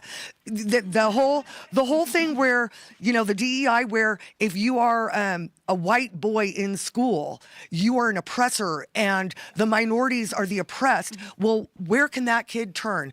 Well, if I become trans, then I'm oppressed too. Who do you think is more socially stigmatized? A random white guy walking around Oh, or a toxic trans person? toxic We're veering off masculinity. the prompt. Yeah, I just want to say, Christianity says God defines truth. Liberalism says man defines truth. And that's just to bring it back to the prompt. Christianity is about the 66 books of the Bible, loving man, loving people. Sorry, are we opposed And to liberal political order then? Because liberal political order isn't Christian politically? We are all It's got, Jesus isn't Democrat or Republican. I've already said this, but I've said liberalism. So you said, well, it says liberalism says that the value of man is in man alone. That's what the founding fathers said, right? Where did they get that idea from? Do you know? They got it from the Bible. Yeah, they did. But why did they not put it in Christian language? What do you mean? Why did the founding fathers Because they- not put it in Christian language? Why did they say? Because they weren't all Christians, right? The founding fathers were made up of different. I mean, majority were Christian, but they had other people who had different religious beliefs as well, right? Some who didn't even believe in religion at all. It's from man alone. Why did they separate it? Do you know? Read the Federalist Papers. Read. I have. I'm born out of With Christianity. The liberalism, again, as she was saying, is the I am this, I am great. God said, humble yourself before the Lord that I may lift you up. God doesn't care if you're liberal or conservative. God cares about your heart. God cares about your having morals. a personal relationship with you. We will always fall short of the glory of God. I can tell you in my own life personally, 6 months ago, my husband Edward has shown me miracles. He is close to the brokenhearted and those that are contrite in spirit. And I've literally heard his voice. The Soon Shion Clinic, NK cell therapy. I'm now advocating for, don't say I can't go the other way with the Maha movement. They have blocked therapies for cancer patients because of big pharma. So one day, I walked today, my husband got approval. That was the Lord. God, but he needs to cut the red tape with cancer. I just want to come back to the prompt. I think the frustration that we're going to have over here with the entire concept that Christianity is liberal is that it is exactly opposing ideals. Okay, because what you're doing is you're using. But again, it's not that conservative values don't also agree with equality. What we're saying, or what doesn't make sense to me, or what is just completely at odds, is this idea that liberalism, which at its core is a personal push, right? I am important. My ideas are important. What I want from myself is important. And also just this. And I find it funny that usually, I mean, like, I mean, you could do. I haven't looked at a stat or anything, but I'm pretty sure. Let's say compared to liberals, the amount of liberals to the amount of conservatives, who is more Christian? I'm pretty sure conservatives. There's more, Christians that are there are more conservative people that are Christians compared to liberals that are Christian. So, concept, honestly, of just communalism amongst people. And when you look at even the early church, or when you look at the writings of Paul, there's structure, there's hierarchy. Yeah, I think big pharma is a big evil in the world, right? And I believe I'm hoping, and I love it that Trump is trying to pass, the bill to try to go after big pharma, right? Where you can't overcharge people anymore. That is written into what the Lord tells us to do. And then there's also, again, as much as we are told to care for each other, there's also boundaries on that. We're told to love thy neighbor, but you're also told, be ye set apart. So who's supposed to be your neighbor in the first place, right? We're not supposed to just let everyone into the territory that God has given us. If we keep opening up our borders and doing all of these things that liberals are pushing for, we are giving up territory. And God tells us to take care of what he has given to us. I just don't think that, along with abortion, all of these, concepts that the liberals push, I just don't see how you can equate that with Christianity at all. Yeah. Because again, well, since it seems like you guys are unable to actually understand what I'm saying, I'm not saying that God is a Democrat. You guys are hearing that, right? So when you keep getting mad about things Democrats have done, I don't really care. I'm not interested. I'm not having that conversation. I'm talking about liberalism. You're right. Conservatives do believe in equality because almost all conservatives believe in liberalism. When I'm talking about liberalism, I am talking about a philosophical movement around strong institutions, equal rights and liberties, and welfare of caring for a vulnerable and protected. You're right. Conservatives can have these values too. This isn't a left or right issue. Why are you cutting out the other portions, which is all about self and all about progressive movements? Because I can engage with individualism. But individualism is the slippery slope that presents. Individualism is a deeply Christian thing. You have a personal, individual relationship. You carry your cross. Yes, there's also communal pieces to the faith. This is why I love my faith, because God is this beautiful, philosophical, understand everyone be individual and hate their neighbors and not talk to anyone. That's not what it is. All it is principles built on the idea that imagine you don't know who you're going to be in your society. What rules do you wish emerged? Equal under the law. Free speech, right? From Christian America First people is hating immigrants. I see them rejecting, and you do. Yeah. So I reported from the Darien Gap where, you guys talk about climate change. There's dead bodies and tons of trash down in the Darien Gap. 350,000 migrant children went missing into our country. You guys oppose ICE. You keep saying liberalism. Liberalism has fallen off the leftist cliff. It's almost as if liberalism has become your God, over God. It seems like you don't understand what liberalism is. Well, that's because you have your own definition. I've defined it very clearly based on what most political philosophers would agree liberalism is. But you can't you haven't defined it within the context of what it is today, right? Like I said, right? I can look at the stats, right? But I'm quite sure most liberals, right? Most people who consider themselves liberal also wouldn't consider themselves Christians.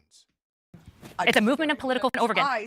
But you're one individual, but you are sitting here on a platform debating 20 women, debating a philosophy that more than just you have. So you're going to debate the ghost of liberals the way that all political philosophers would probably agree is a good definition. People that call themselves liberals. Most liberals would probably agree with me on this definition. Out there doxing ICE, who actually go in and find the missing trafficked kids and the 18,000 known and suspected terrorists. They also execute civilians at USAID. We cut all of USAID, and as of today, there are 750,000 children in Africa that are known to be dead as a result of us ending malaria treatments, ending AIDS treatments, Hep C treatments. This is just a reality. And Christians that are part of the America First, I suspect many of you do. So my concern is that the Christian fundamentalist Republican movement has been captured by a God that they call politics, and they have forgotten the So do you and I. Why are we obsessing? 100%. Why are we obsessing over gay people when obesity is a rampant problem in our church, when bigotry, kicking your children out, right? The fact that so many friends... Yeah, but aren't you are part of the movement that pushes body positivity. That I know, their parents won't even talk to them anymore, and they want to. They want to. Caring about African children, not Christian. Zinger. Good. Immigrants right here.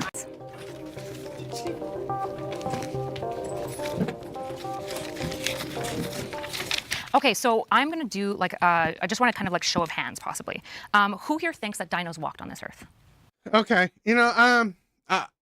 this is the problem, right? A lot of these women can't argue with this woman at least as accurately as they could, right? So I want to check out Andrew. I love Andrew, right? I love Andrew Wilson, right? Him debating her. I'm gonna check it out, right? I wanted to check it out. So let's hopefully.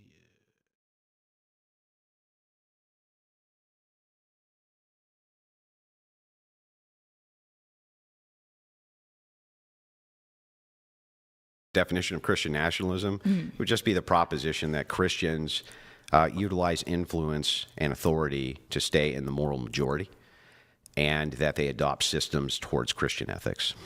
When you say moral majority, what does that mean to you? It means that most laws and social systems confine around Christian ethics. Okay. So you would like to basically see a change of current statecraft to include more Christian policies? All Christian policies. Can I ask to what extent? Like, does this... To as much of an extent as liberalism allows, which is all extents. Okay, so when you advocate for Christian nationalism, though, I'm sure you and I would probably agree, probably if, say, the moral majority becomes Christian, particularly in the way that maybe you're advocating for, we would probably move in the direction of reducing constitutional policy and increasing Christian policy specifically, probably all the way up to including theocracy. No, they're not incompatible. So you don't think that... Constitutional policies. So under liberalism, this is a great thing about liberalism.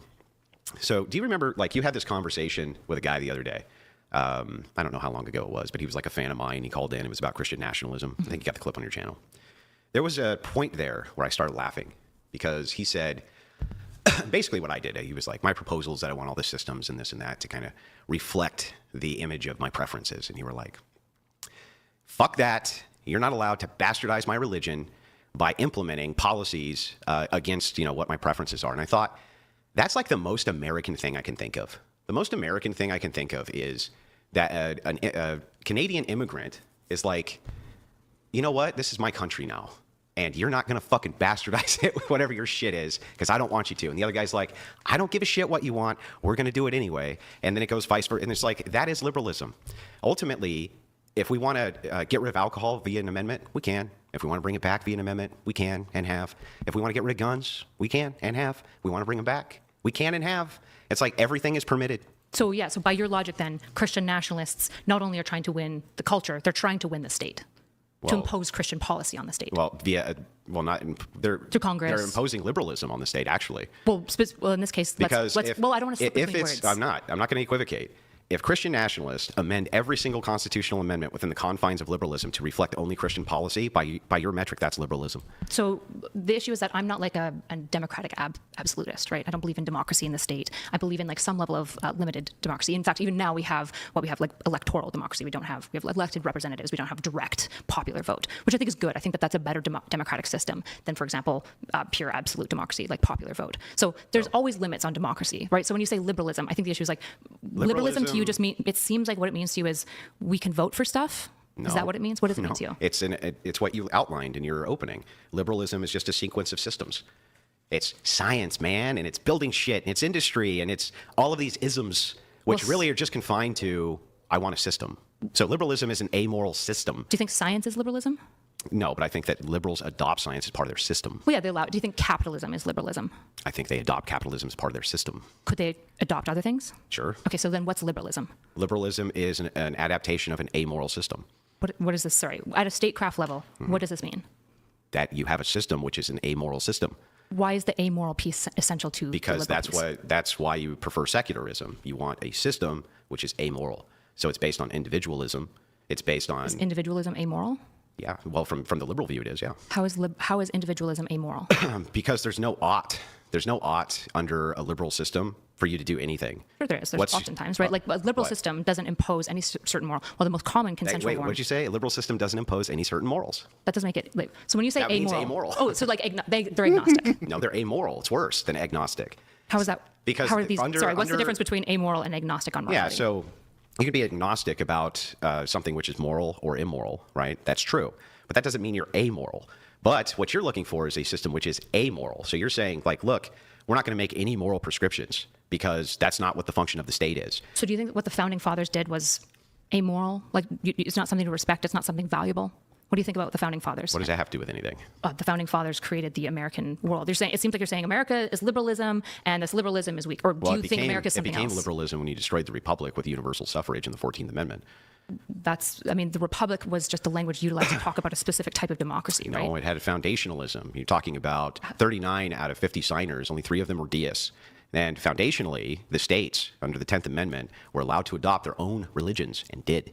It was only until we got to the 14th Amendment, way later, that this was no longer the case. No. And in your opening, you got that wrong. The Establishment and Free Exercise Clause specifically said Congress shall make no law respecting an establishment of religion prohibiting the free exercise At the thereof. federal level, that's true. The federal level implied to the states. No, that happened later under the 14th Amendment. No, In fact, under the Constitution. I'll show you. Brian, pull up the 14th Amendment stops states from adopting religion. I'll show you so that you understand how the process worked. So do you think that the founding fathers established a religion for the No, nation? they established the 10th Amendment, which says that all rights which are not given to the federal government are given to the prospective states.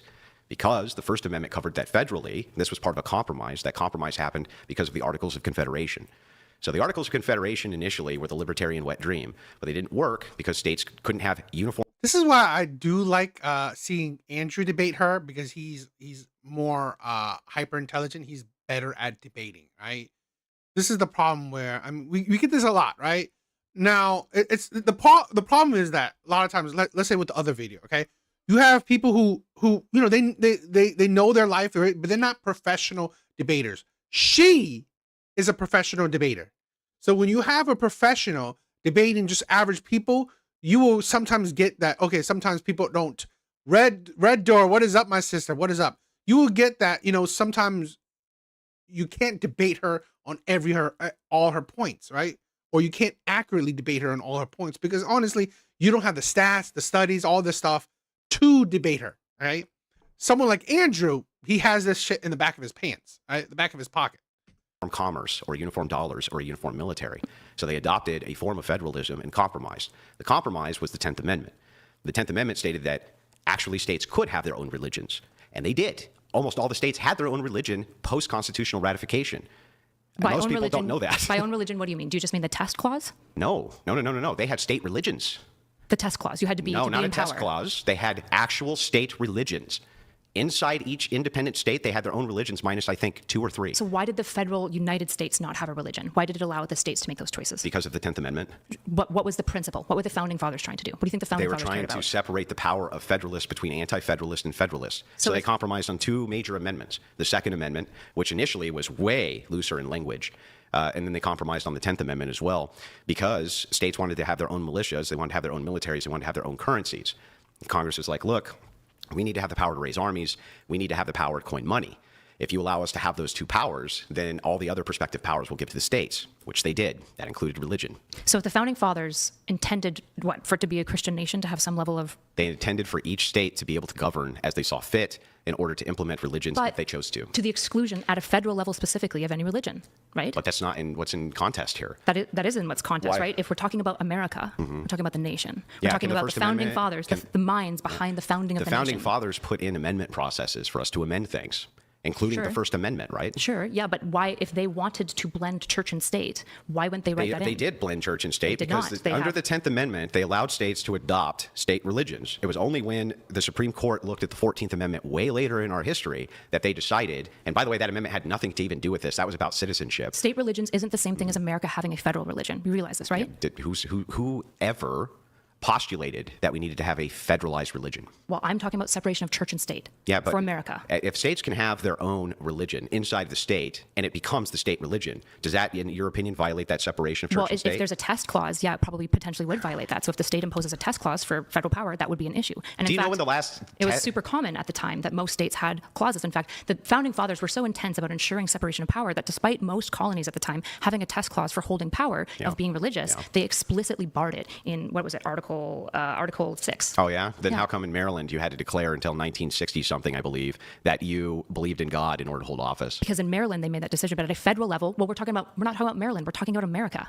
Yeah, America. Is Maryland America? America is a coalition of states which have federalized. That's Sure. what's going on. But don't you think that the Constitution of America maybe matters when we're talking about the ethos of America? Sure. Okay, so You when mean the that founding amendable? fathers... You mean that completely amendable thing? Well, completely amendable makes it sound way looser than it is. Amending and adding amendments It is way incredibly looser. difficult. Look, what's un-American about amending the First Amendment? Nothing. Okay. So then, inside of your worldview, it's completely constitutional to amend the First Amendment to get rid. Hang on. To get rid of the Establishment Clause, that would be totally appropriate under your I think that worldview. would be a violation of the American ethos. I think it's bad. And How? Because America's built on these things. I think that the founding fathers. You don't believe America? Okay. Does America have? Do I get to finish my thoughts, or are you going to interrupt me? Go ahead. Okay. Right. I think what's really important here is that like the founding fathers, I think, are essential to understanding the ethos of America. I don't think they're the only piece, but if we want to look at like a litany of America over time, what we have, for example, is the founding fathers, despite the nation being dominantly Christian, despite the states having tacit religious clauses, the founding fathers looking at that going, no, we need a separation of church and state. That's it's not essential. what happened.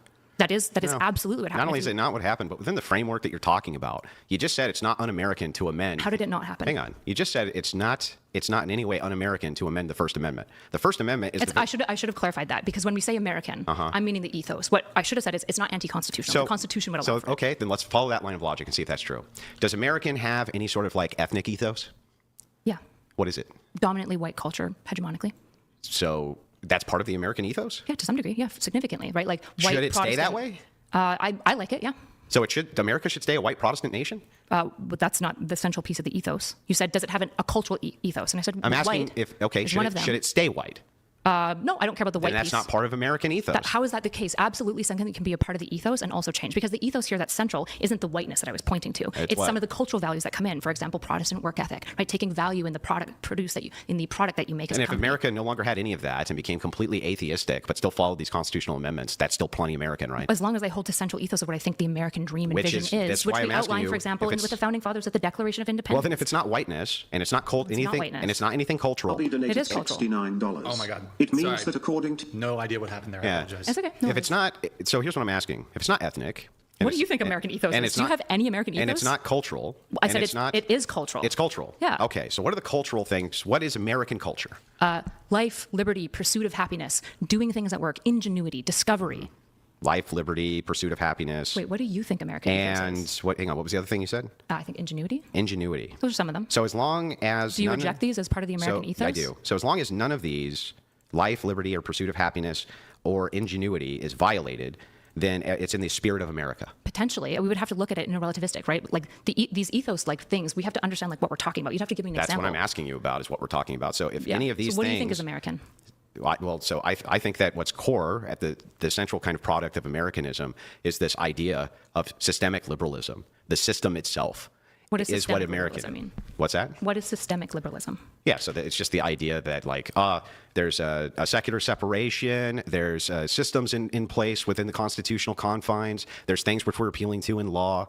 I don't think that liberalism and modernity is doing anything other than looking at those systems. I think that originally our founders wanted to have something which was much more akin to ethno-nationalism, for sure.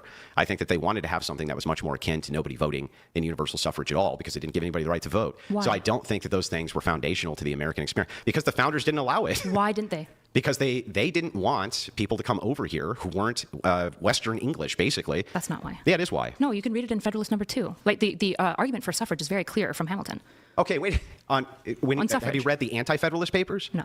Do you realize there's Federalist Papers, there's the Anti-Federalist Papers? Yes. These were compromises which were made from the original Articles of Confederation. What did suffrage mean to originally, the 39, I believe it's 39 out of 50 delegates who signed the Constitution, only 3 were deists. Most of them were Protestants, loyalist Protestants, by the way.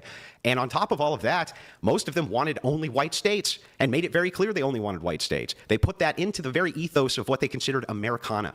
Do I think that modern liberalism is looking at any sort of people group? No.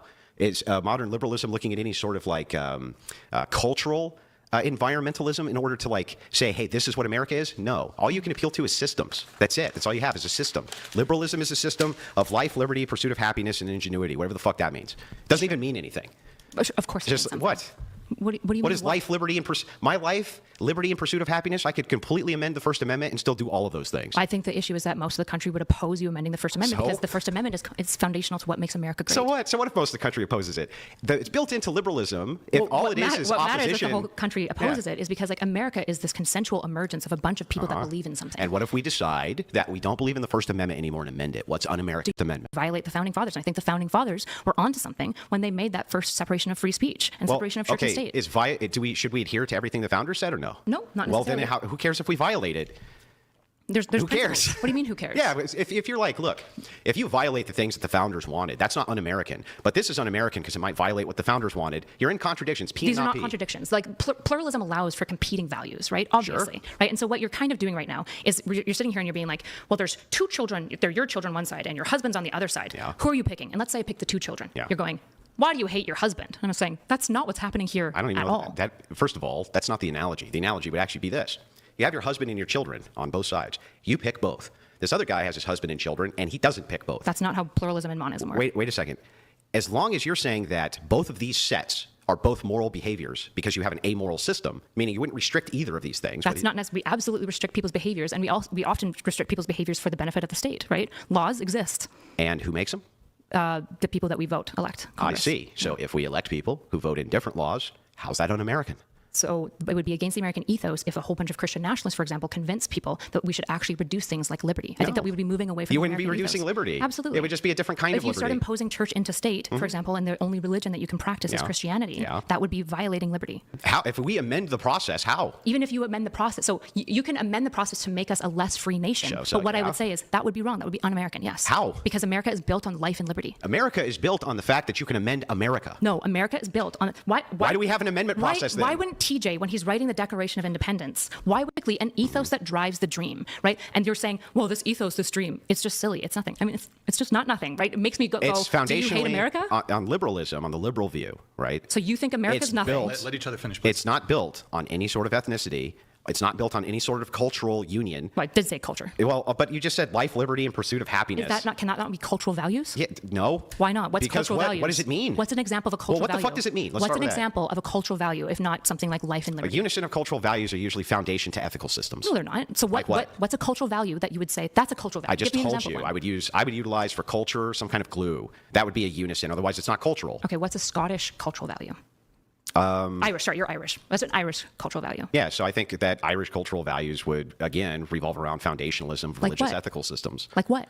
Well, for Ireland, I think the Protestant Catholic. So the cultural value is of being Irish is being Catholic. I think that there's a union between the people group and the ethical foundations. So Yes. how are Irish people different than British people who are also on the back of Anglican or Catholic? Well, because they're not, right? So England has a completely different set of people groups which come from Britannians. The Britannians who came in, settled all of England. When the church came in and then they separated into Anglican, they have now a completely different set of value structures than other places do, including Would you Western call it Anglican? Europe. What? The British cultural value?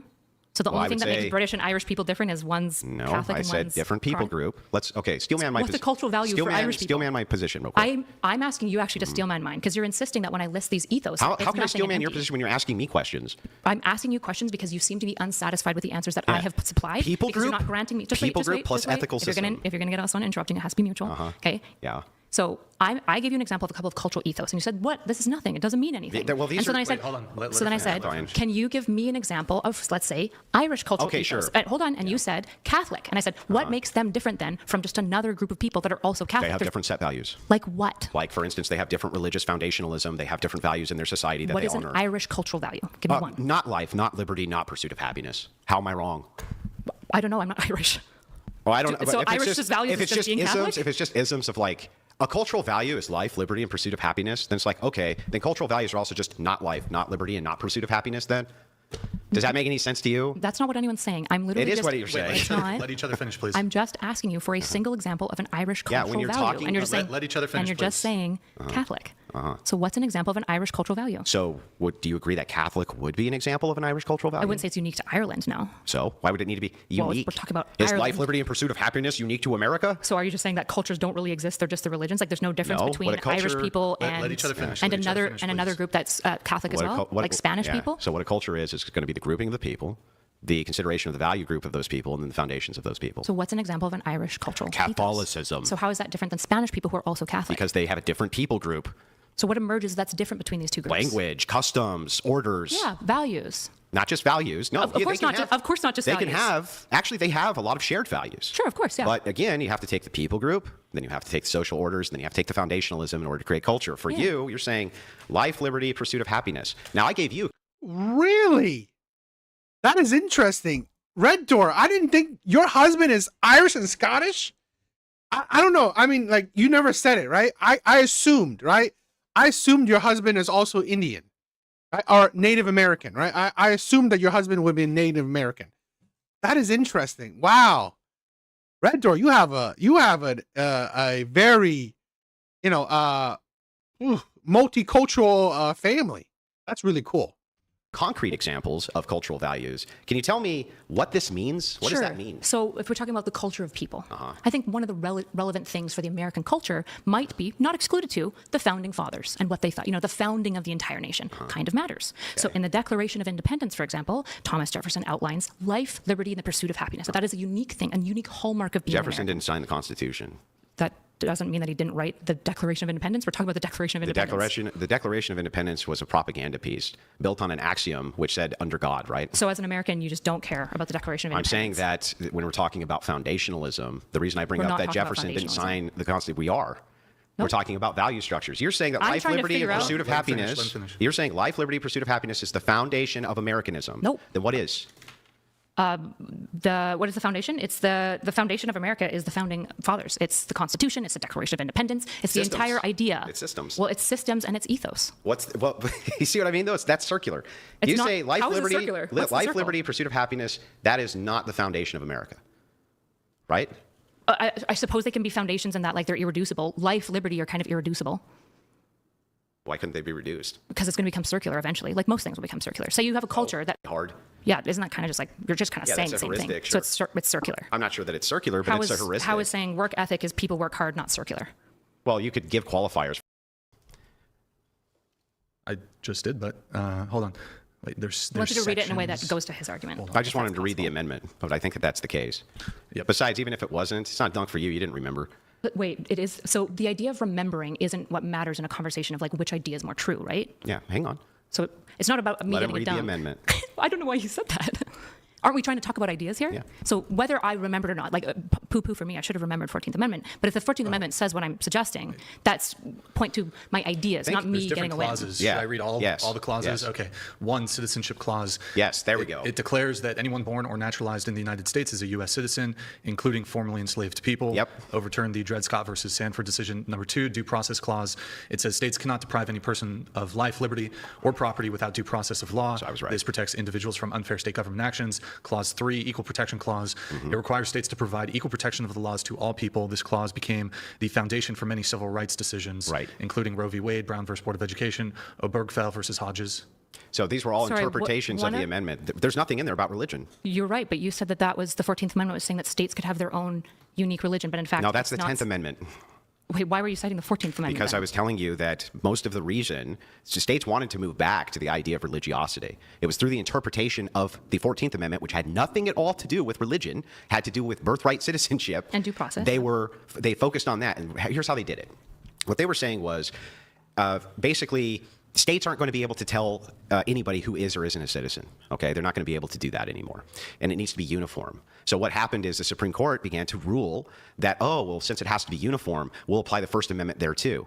This is way, way, way late in the game, though. Okay, early Constitution. Remember, at this time, your founders are all dead, right? All these people are dead. They didn't want anything to do with that. They wanted the states to be able to make those prospective decisions themselves, which they were doing.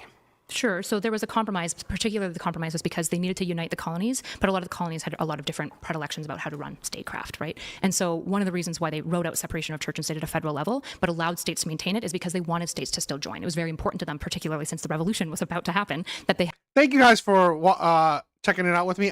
I find this interesting. I like Andrew. I like seeing these debates, right? So, I mean... they're not saying anything that's really worth me to react to, so sorry for that. But I mean, if you haven't seen this, it's kind of interesting. Talking about the history stuff, it's not the best thing for me, but had the states none of that's in unified under one dispute. another. Well, again, so the 14th Amendment none of that proved that you were right. Yes, at it did. 100% did. It has nothing to do with religion. That was my point, not yours.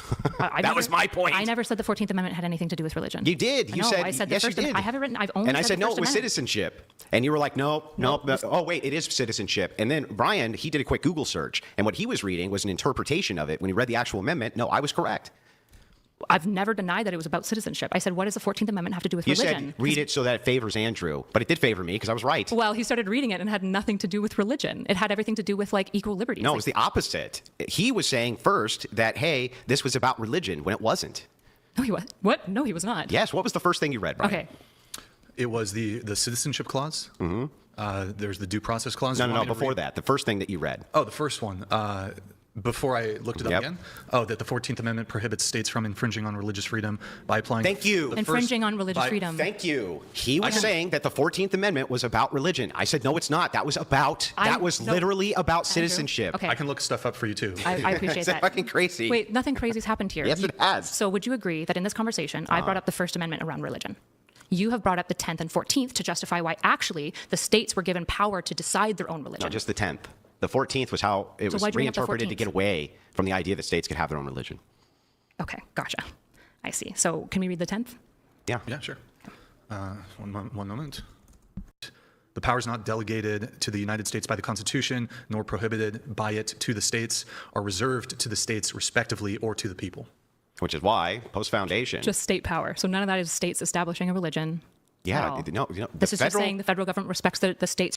Well, sure. maybe The issue is, switch, I don't know if you want to have a good faith conversation or not. It seems like the answer is no, because in a good faith conversation, we're both trying to understand the most like coherent version of one another's opinions. We're trying to actually understand. Then why did you just ask me explain it to me when I just explained it to you? What? You said, then explain to me why they did that. And I'm like, I just explained to you why they did that. So again, then I was going to say my next argument against that. Yeah. Right? Which is that you're telling me that the founding fathers, in all of their intelligence and all of their battling, and their ability to do so much, like found America, they couldn't figure out a way to compromise amongst the religions if they actually all dominantly preferred a blending, a church and state blending. They just couldn't did figure find that a way out. to do that. So you're saying they actually did do that sneakily through the 10th Amendment. It wasn't sneakily, it was upfrontally. Why wouldn't they just write that in the First Amendment? Why would the First Amendment bar the union of church and state? Because at the, okay. If they wanted at a federal level, they federal could've. level, what they did was they said, okay, we're not going to implement any religiosity on independent states. We're not going to do that ever. Why? Because each independent state gets to have their own religion as part of the compromise that they made with the federal government due to the Articles of Confederation. Or.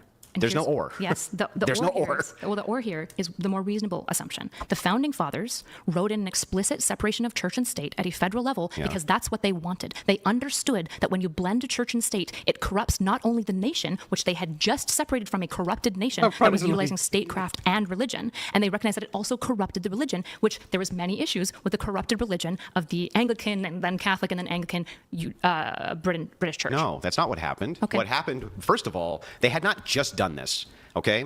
They had the Articles of Confederation first. That happened first.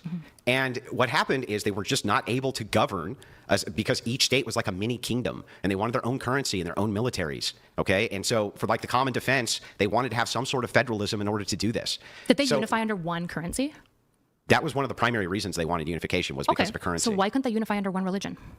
Because what you wanted was you wanted to have trade between each state, but when you're talking about their religions, this was pan-Protestant, so there was no unification there. So they were willing to unify on a whole bunch of stuff, but they just couldn't, for the life of them, figure out a way to unify the religions because they actually did want the church and state to be blended. They wanted the church to have weight and say on statecraft. They just couldn't write it in at the federal level, so they just let states do it. Well, who's the church? The church would be the Christian church. Who? The Christian church. Who's that? The Christian church. Who? There's multiple branches of it. Oh, there are? Yep. Okay, so because of that, were there multiple branches which had different states they were in?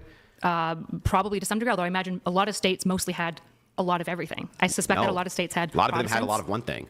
Really? This is the thing where the problem with her, like her mindset is that while you couldn't necessarily have one thing, like you gotta think, like how about like the Vatican, right? The Pope and stuff like that. It was so strong you were able to unify a whole nation under one religion. Okay. The sad part is that why he said who. We don't have that equivalent, right? We don't have a Vatican. We don't have a Pope. We don't have a it's central part, right? It's like what is it, Mecca or whatever for the Muslim stuff. We don't have one thing that can unify everyone, right? It's like the central mass. That's where that's where how because that's why the church, the Vatican, and the Pope. That's why at one point in time it was so powerful within the nation, equal to a government, right? Where you can unify a government or unify a nation to that one religion. In America, we didn't have that, right? Like Andrew was saying, we don't have that equivalent. So that's why you couldn't necessarily, unify everyone under one religion because we don't have that. Really? Okay, so there's just like the Quaker state. I mean, it was mostly brought up like The that. Mormon yeah. state, but it didn't. There was some. Was there was a Mormon some state? delineation, but no.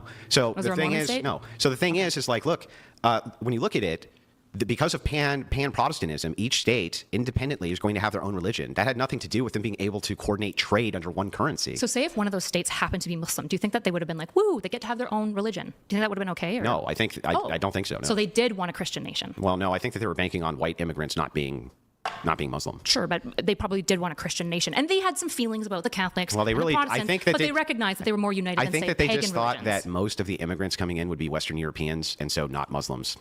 Gotcha. So they had no. So, but say the founding fathers did have an expectation that a branch or a sect of paganism was about to be popularized in America. They'd be okay with the state just being some pagan religion, some Nordic pagan religion that a bunch of these white Europeans were appealing to. There wasn't. I don't even think that at that time they could have even envisioned Sure. Hypothetically, though, if there was, would they have been okay with that? I think that I don't think there would have been a state federal compromise if that was the case. Oh, interesting. Why? Because I think that the states would have been like, we're not going to allow a Muslim state. So the federal government would have imposed a religion on them, except They wouldn't have imposed a religion except necessarily. wait, they didn't do that. In fact, the federal government explicitly wrote that out.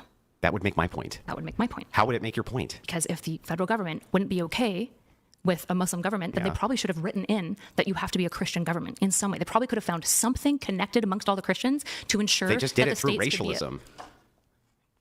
Okay. If that's what you want to Were they importing a bunch of brown people from Muslim countries when I wasn't looking or something? a bunch of black people for slaves, yeah. You mean the Christians? The ones that they turned into Christians? A lot of them had pagan religions and African religions that actually a lot of people, so... And then they put them all in churches and made them convert. Yeah, forced them to convert. Yeah. That worked super great. That's Yeah, awesome. Well, whether it worked or not, they still were banking on Christian, yes. Yeah, they were forcing them in. But And by the way, they didn't even see blacks as being a people at the time. You're right. So why? So one of the issues is, for example, they write about this. They don't want, for example, black people voting because some of the states were worried about other religions getting in. Yeah, because a lot of the black people held to pagan religions. Wait, okay, who wrote about this? I believe this would have been in like Connecticut. There was a bunch of issues specifically in Connecticut around suffrage of women and suffrage of black people. When? I think like 1818. I don't have it on the top of my head. I don't know Yeah, why. really Wait, long why would you after. think that slaves had their own pagan religion? Wouldn't they be worried, You for mean example, that the about pagan the religion slaves? spread? Why would they be worried about the slaves? They were constantly worried about tyranny of any form. They were constantly worried about select interest groups rising up and taking away power from other people. And that's why they put in the 3/5 clause. Okay. Wait, sorry, what are the 3/5 clause? Why don't you tell me? Or is that a pop quiz? That black people only count as 3/5 of the vote? Right. Oh, 3/5. I heard a different word. I heard I didn't hear 3/5. Yeah. Didn't she literally repeat that? I mean, like, I thought she did. Problem solved. And they were banking on whites coming in from basically Western European nations. Right. So they actually were a little bit worried about black pagan tyranny. They just wrote it out of the Constitution. Well, they were worried about southern states being able to outvote northern states. They were worried in general. So this goes back to suffrage, right? If you look, for example, at Hamilton's writing of suffrage, which is really important, it's one of the founding documents. I don't know what the fuck this has to do with what we're talking about. Voting? Yeah, what does this have to do with the fact that you still haven't acknowledged that the whole reason that there was this compromise which happened and that the federal government said, from our perspective, we're going to leave this up to the states via the 10th Amendment, is literally because they wanted to allow the states to put in whatever religious institutions But also they wanted. theoretically, no religious institutions, right? The Federalists. No, they weren't. They So the didn't federal have the government- purview to tell the Okay, states that. Yeah, so the federal government would have been opposed. Is that what you're saying? They would have actually been opposed to a secular state. Like if a state just got rid of all of the religious clauses that it had. Would that be okay? Under the purview of the 10th Amendment, states could do that. Yeah, you're right. It's And? almost like the founding fathers didn't care about blending church and state. They actually cared about separation of powers. So if you want to ask me about the suffrage stuff, the reason why the suffrage stuff is relevant is because when they were talking about voting is really important as far as like stakeholders. This is what Hamilton and Madison talk a lot about, right? The voter Okay. has to be somebody with a high stakeholder in the country. And they were constantly afraid that votes could get utilized in such a way that select interest groups could... At the federal level. Which they cared a lot about. At the federal level. You're right. The thing not in dispute. Yeah, so when we're talking, so the thing that's in dispute here is I'm saying America and the founding fathers wanted a separation of church and state. At the federal level. Yep. So what?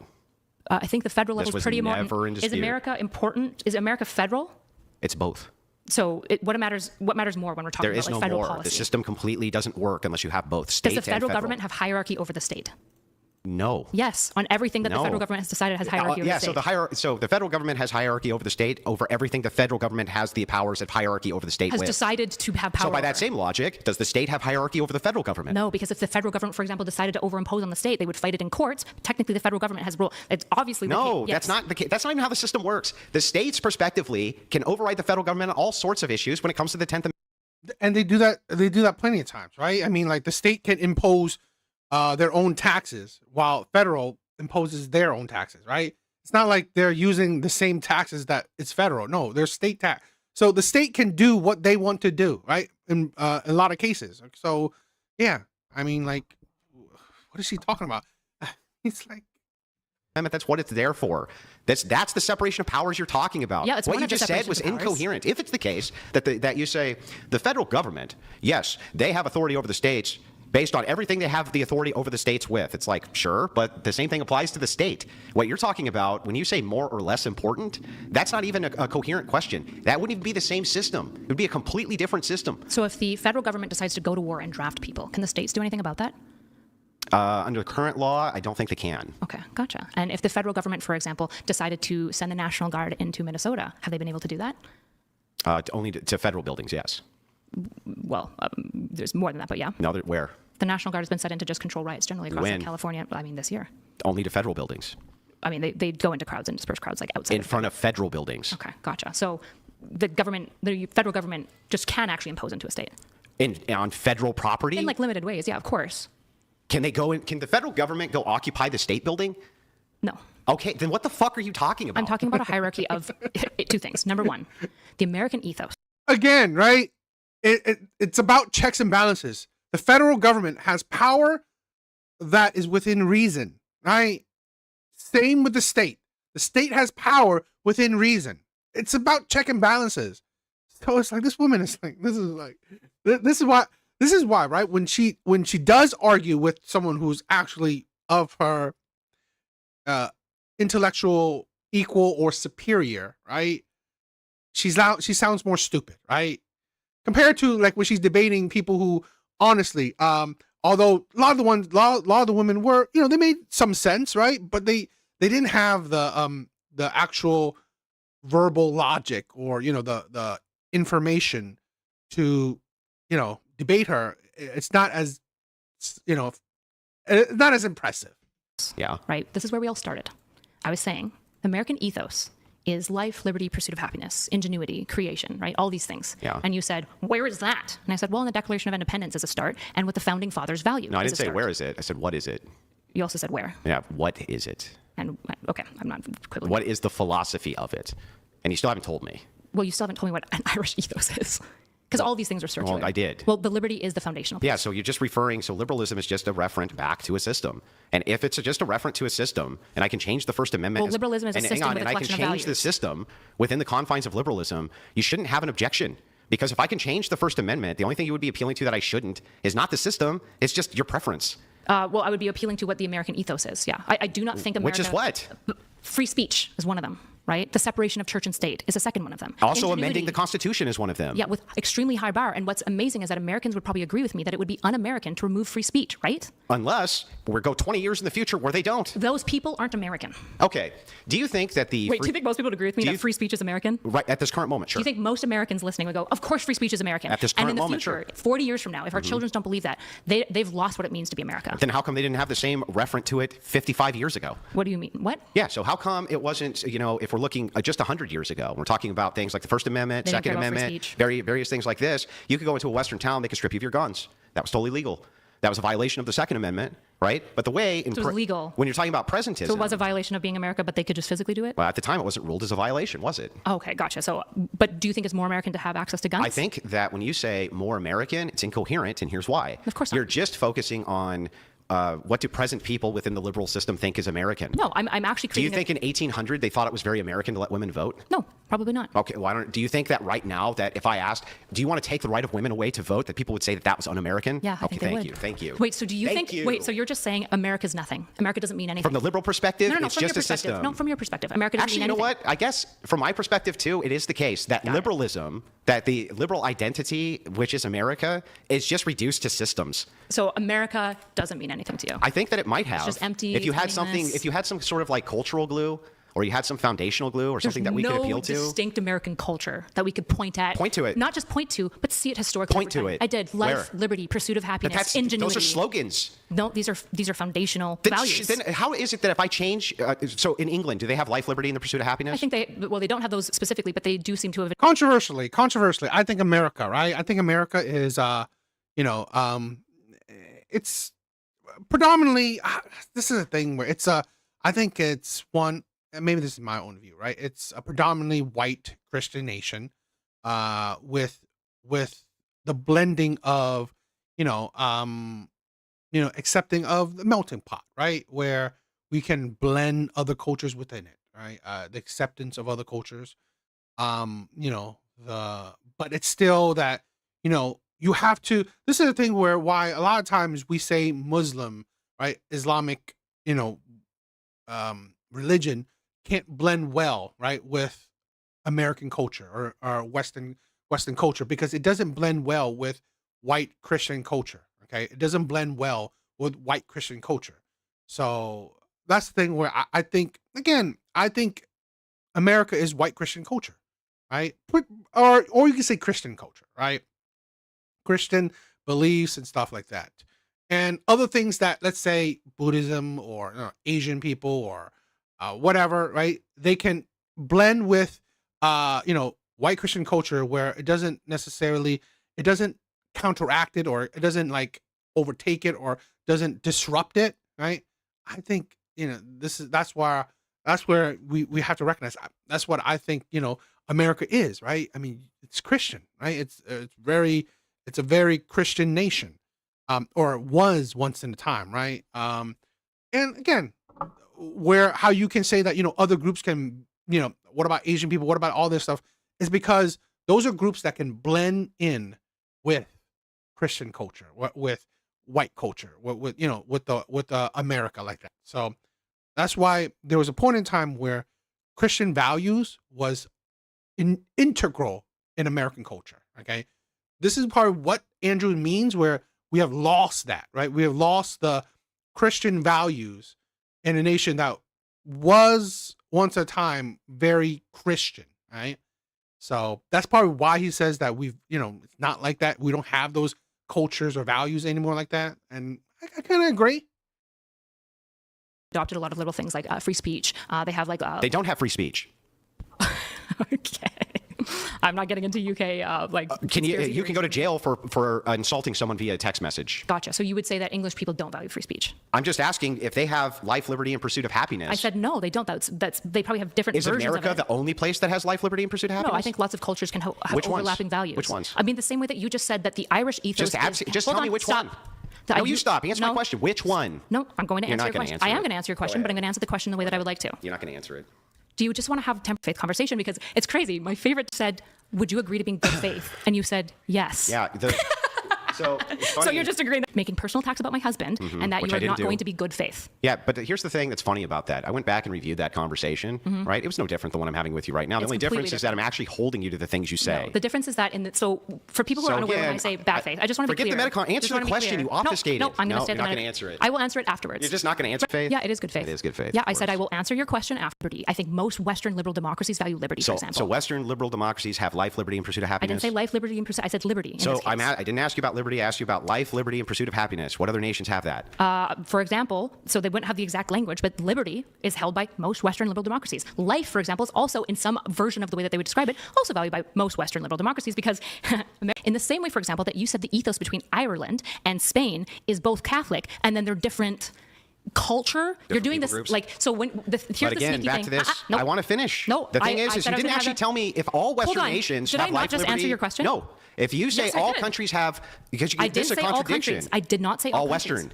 Western. I said most Western liberal democracies Okay, share some just version give of me these one. values. Give me one I name. said Canada. Okay, Canada has life, liberty, and pursuit of happiness. Do they have free No, speech? I said liberty. Which I want a country that has life, liberty, pursuit of happiness. I didn't say that every single country shares every Does single any cultural country value. share that? Yeah.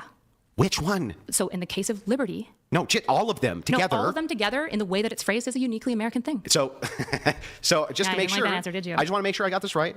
Only in America can you pursue life, liberty, and the pursuit of That's happiness. not what I said, and you know that that's not Then what I'm saying. where else Okay, can you do it? Now we're going to have the conversation about good faith Oh, versus bad great. faith. So one of the things that has to happen when you have a good faith conversation is you have to actually try to understand the person. You so can for lecture example, the chair. I'm going to go off a smoke. Perfect. Actually, that's even better. Hail Pope, thank you. Hail Pope founders or their states' populations. Me when I make things up, I guess. Good job, Hail Pope. Hail Pope, thanks for your message. We have one more coming through here. Oh, it triggered. Hail Pope. Thank you, Kyla. We have one coming in from not up our say TTS message in. You can do so streamlabs.com/whatever, $199. They kill other babies. Nation would work just fine if they kill other people's babies. No, because that nation would be then a target for probably war, not just from that nation, but probably neighboring nations, because it seems like in general, most people have this emergent value of not killing babies. Okay, I don't understand. Let's say that for like 100 years, a nation kills every third baby that comes up in the nation. It's like overpopulated, so they just take a rock and bash its fucking brains in. I don't. How's we have that? China as an example. How's that not working? It seems like it was really, really bad for China. It seems like it was really bad for the fact that people don't like seeing dead babies skewered everywhere. It seems like it crushed their population. As long as the because people nation, though, consents to that. Well, it's not just about what the nation consents to. Like, Yes, this is- you said, and your exact words, I wrote them down. They should rule via consent because I like consent because I like democracy. Yeah. So when I say rule by consent, that doesn't mean that states craftsmen aren't imposing laws that are reasonable and work, right? The law is about like what makes a state work. Yeah, but there's no contradiction in how the state would not work if they killed every third child. How would that state logistically work? I feel like that state It would become work fine. problematic. They used to do it all the time. They used to sacrifice children all the time inside of Rome, inside of many states. Sure, but and it we- worked just fine. Well, not really. Like, I would Yes, argue, really. Well, I would argue a lot of the where are those nation states? They lasted a lot longer than America. Some of them. Where are they? Well, They wait, died. are you saying that? So that's a fallacious argument. It's not fallacious. You saying because this didn't continue in perpetuity, that means it didn't work? That I could just say, well, don't you agree that America as it exists right now is not going to exist in perpetuity? Therefore, it doesn't Yeah, work. probably because there are theoretically and hopefully there'll be better systems that emerge. Okay, so then it doesn't work. By and large, no, not by what I'm meaning.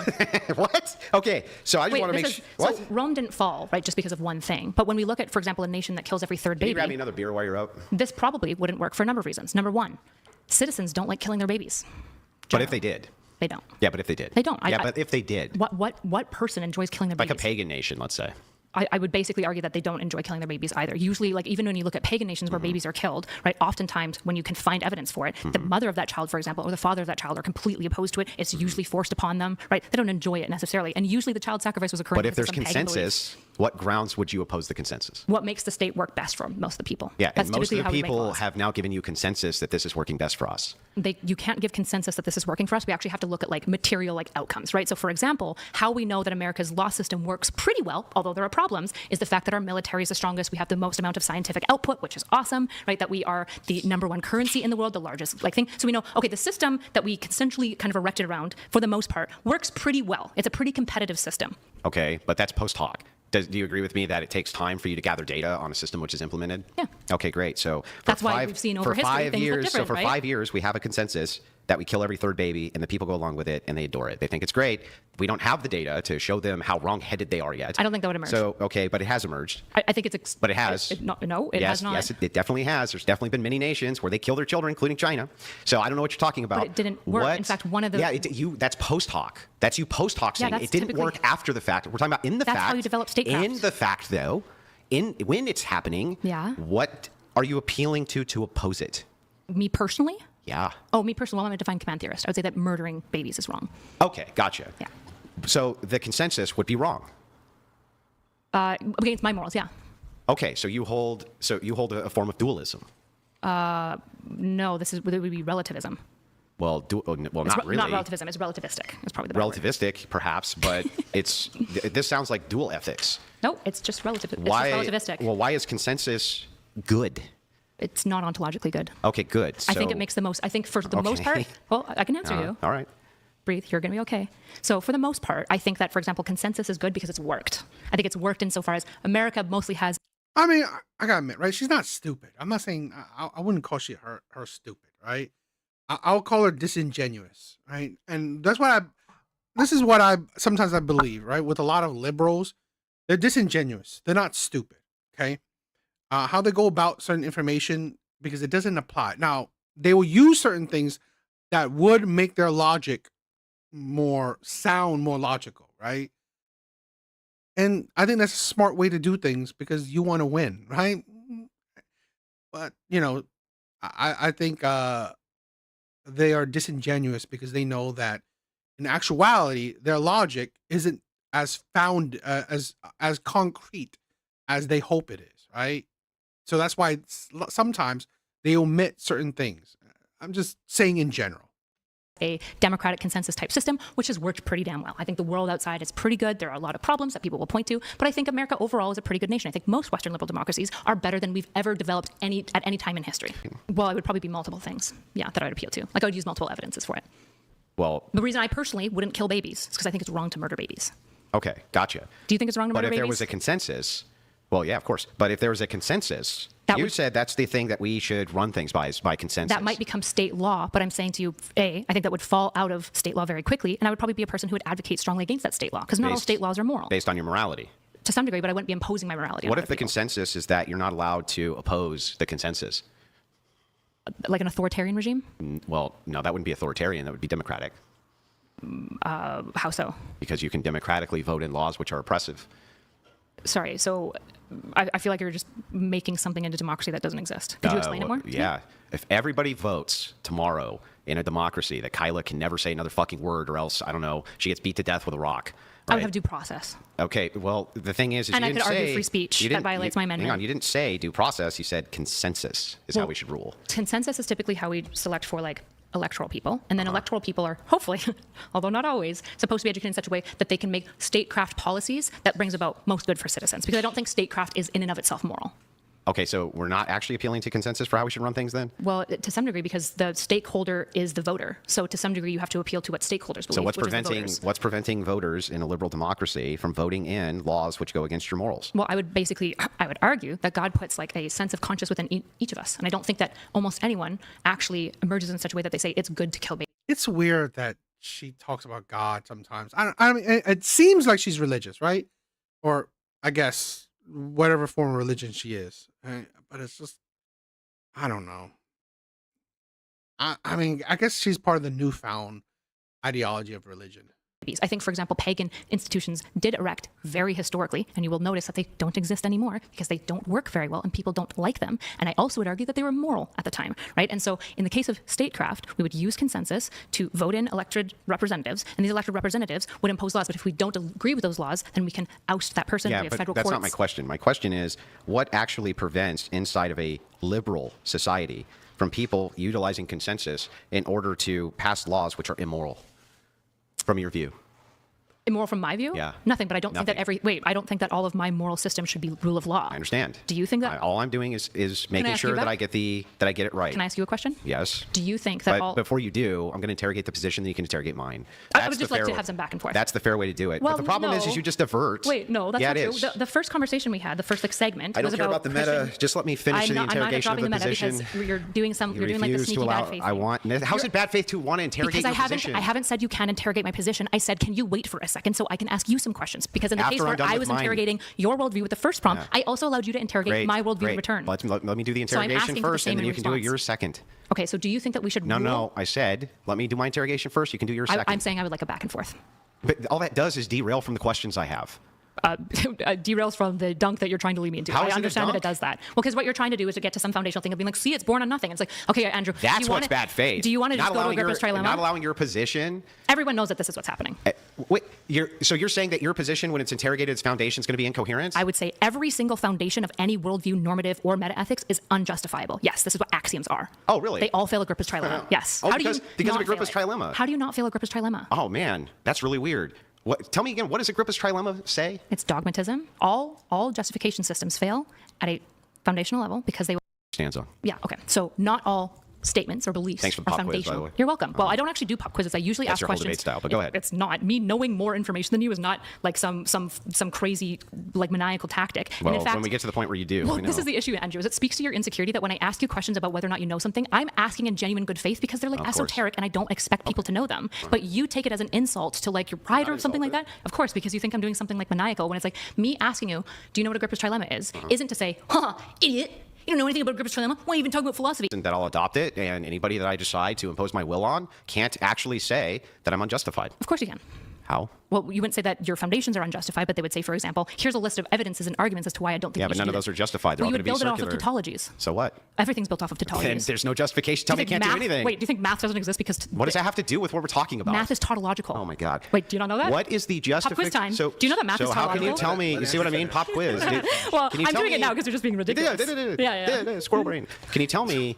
I'm pretty focused. Can you tell Laser me? focused, Tell actually. me how it is Powerful. then that you can create any justifications that anybody's ever doing anything wrong? Logic and reason. You build on top of like tautological. I think so too. I think she does wave the religious card, and I feel like she's fake, right?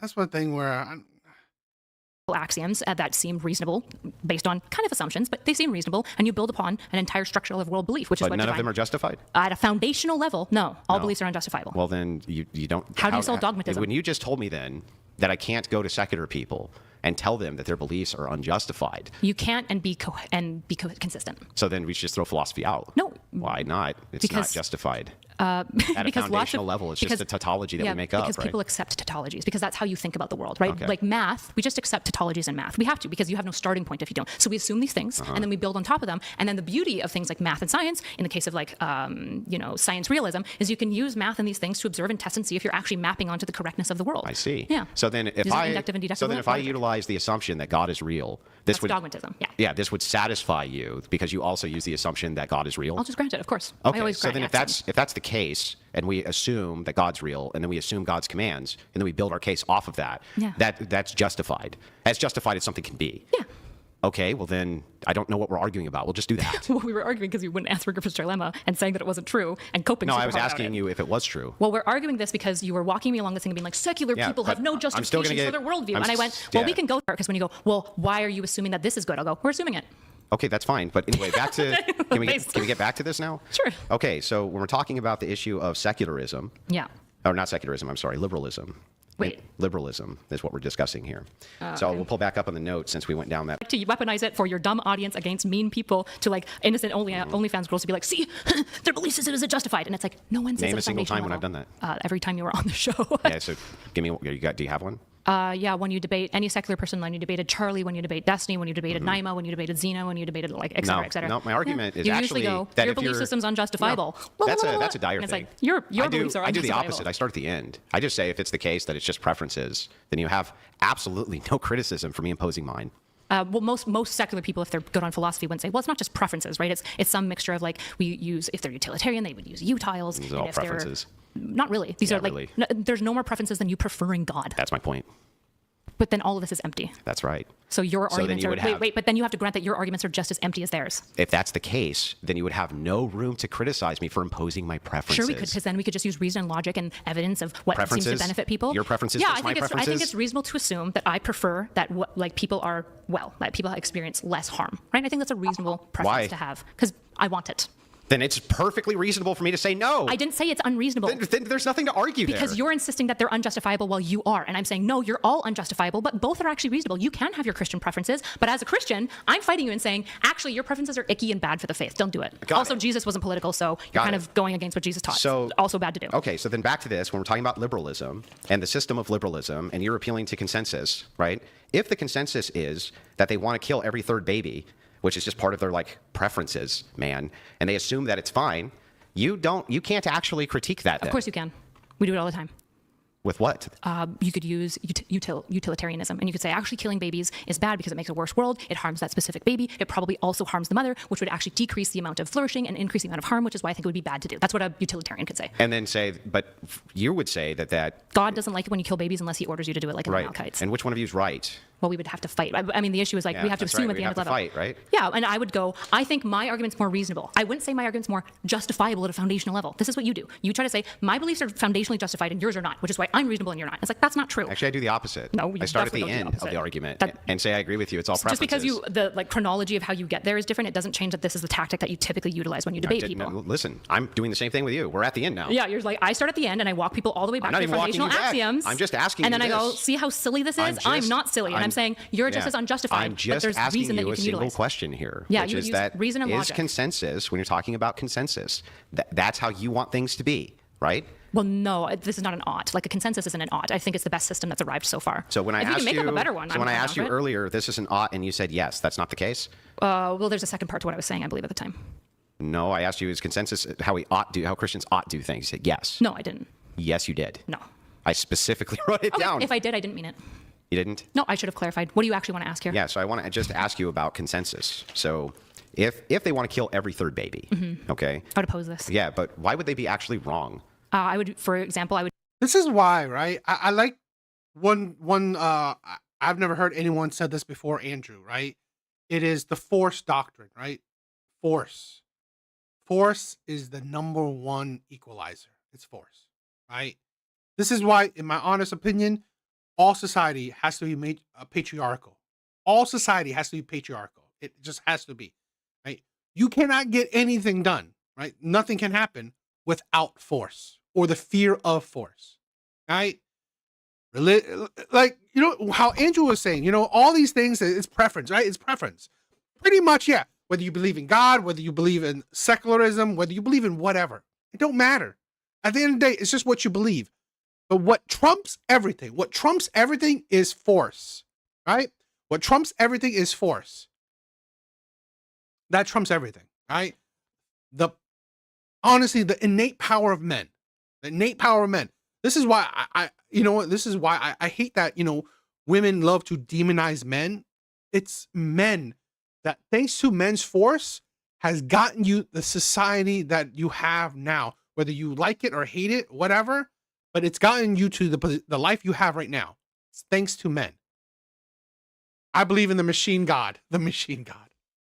In the case of a pagan, I would probably appeal to their own moral system. I think that most people, for example, meta-ethical system emerges naturally out of us, right? So like what I would do, for example, is I would probably, first of all, try to examine that pagan's belief system. And I would be like, this is unobservable. We can't truly know whether somebody thinks something is wrong or right. But I think the knowledge of wrong or right is really important, kind of biblical, one might even say. So I would question whether or not they know it's wrong or right, and then I would appeal to things like state. So like civic ethics, for example. It doesn't work very well in nations to. That seems to me like a possibility. Sure, the issue is that other men wouldn't like that because men aren't a class. A lot of men would love it. They did it for years. Half the world enslaves half the women. What do you mean? Okay, men also freed a lot of women, right? And they also enslave them. Okay. And so who cares? It's like, if that's the case, if all it is a reduction to the idea that there are no moral facts. Things that are unjustifiable does not mean that things don't matter. Well, it means that there's no moral facts. No, it doesn't. Yes, it does. No, because you have to assume. You're assuming there's moral facts. Yep. Do you know what a fact is? Yeah. What is it? A fact is something that is real and true. Okay, so you're making a truth claim. Yeah, I'm making a truth claim that God exists and that He has made a real objective world with real objective moral systems. Are you not doing the same thing? And you're assuming it. Are you not doing the same thing? I am. I'm here, baby. I'm right here with you. So what, do you think that you can't state moral facts now? I think that anything that I would state as being a moral fact now becomes unjustified, and since it's unjustified, I can do whatever the fuck I want. Okay. And there can be no actual objection to that now. We've destroyed all possibility for objective morality now. No, because people have accepted that Agrippa's trilemma exists for a long time, and we still object one another. Because whether or not, so you and I assume the same things. Those aren't moral facts anymore. You don't have moral facts. You just have assumptions. Sure you do, because God exists. We're assuming that God exists. No. That's an assumption. It has to be. Then if it is and has to be, there are no moral facts. Nope, that's incorrect, because we're assuming moral objectivity. Okay, give me a stance-independent reason for the existence of God. Sorry, a stance independent of reason? Stance-independent reason, sir. I don't know what that means, sorry. So give me, other than because erudite believes that God is real. Yeah, so I'm kind of a Thomist in this way. I think that like God demonstrates and shows himself in every part of the world. I think that he is in the design of... Sorry, so you want me to not use any logic or reason for just something outside of you, which would demonstrate this. The Cambrian explosion. Okay, and that demonstrates God? I think it does, yeah. Okay, and that's a stance-independent reason? Yeah, because the Cambrian explosion literally happened. So therefore it's a stance-independent reason? Yeah. Are you sure? Sure. Okay, I just want to make sure. So your stance-independent reason is there's an explosion and that proves God? I think that's one of the proofs. Yeah. Okay, got it. And that's not your stance of that. You're just doing like word games now. No. You are. Nope. I'm just Yeah. asking for a stance independent reason. So how do you? It has nothing to do with me. We get to do like. I'm with you. There are no stance independent reasons for God. Okay, so what you're doing, I guess I need to just be meta again because we can't engage in any fucking substance in this conversation. This is the most substantive it's been. Literally not substance for you to go, course reason logic exists. I would Where? objective, Where do they exist? Out there. You can. Where? But math tautologies. Humans don't create math tautologies. They exist regardless of whether or not I want to engage with them. Where? 2 + 2 = 4, always. Where? Out there. Where's there? 2 ducks and 2 ducks = 4 ducks. Yeah, but where's that? The material world. In the material This is world? what I mean, by the way, when I say that he's just trying to do word games now. How is it a word game? I think it Ethos. was. Yes. Okay, and you think that we've lost that? Yeah, of course. And that's a bad thing. Well, I don't think it's an American thing. So it's un-American to have people of color. I think by this standard, the idea of what America is, when I say it's now just a system, then I'm saying what it used to be were these things. Do you agree? It used to be these things. An idea. Yeah, an experiment. Yeah. Great. Yeah. And within the confines of this experiment, it's perfectly acceptable for us to change the parameters, So right? to bring America back to what America was, is that something you would care about doing? Do you love America? Like at least when I say America, I mean your version of America. Would you like to bring America back there? No. Why not? Because I think that there's a better way, which is Christian nationalism. Okay, and what's the conclusion of Christian nationalism? The conclusion of Christian nationalism is to move Christian ethics into the mainstream, utilizing legislation within the liberal confines of the machine that you've built. Why didn't the founding fathers do that then? Didn't we just go over this? We They did. left it up to the states. And why didn't they write it into some federal capacity for the states to We've override already it? been over that twice. So the thing is like, So what am I? any- Hang on. any pan-Christianism? First, So let's you see if want we can Mormons? find. Let's see if we can find some agreement. Yeah, sure. Let's see if we can find some agreement. Do you agree with me that foundationally this was a white nation? No, I don't think whiteness is central to American ethos. Okay, Western European. I don't think the color of your skin is central to an idea at all. You don't think that foundationally though that was a part of the cultural glue that kept things together? No. Not at all. Well, what do you mean by foundationally? Like they really just wanted white people here? Did that exist at the time? Yeah, but I don't think that that's what makes the American ethos, is a preoccupation with whiteness. Okay, no, I'm not saying that. I'm just saying that foundationally definitely was a white nation. When you say foundationally, does it mean there was lots of white people in America? No, that they only wanted white people in America. Well, the issue is they didn't even have a good conception of white at the time that you're talking about, right? Because they Western European. well, they didn't like Irish that much. In True. fact, there was but a whole bunch of but issues They with definitely Irish. wanted Western Europeans.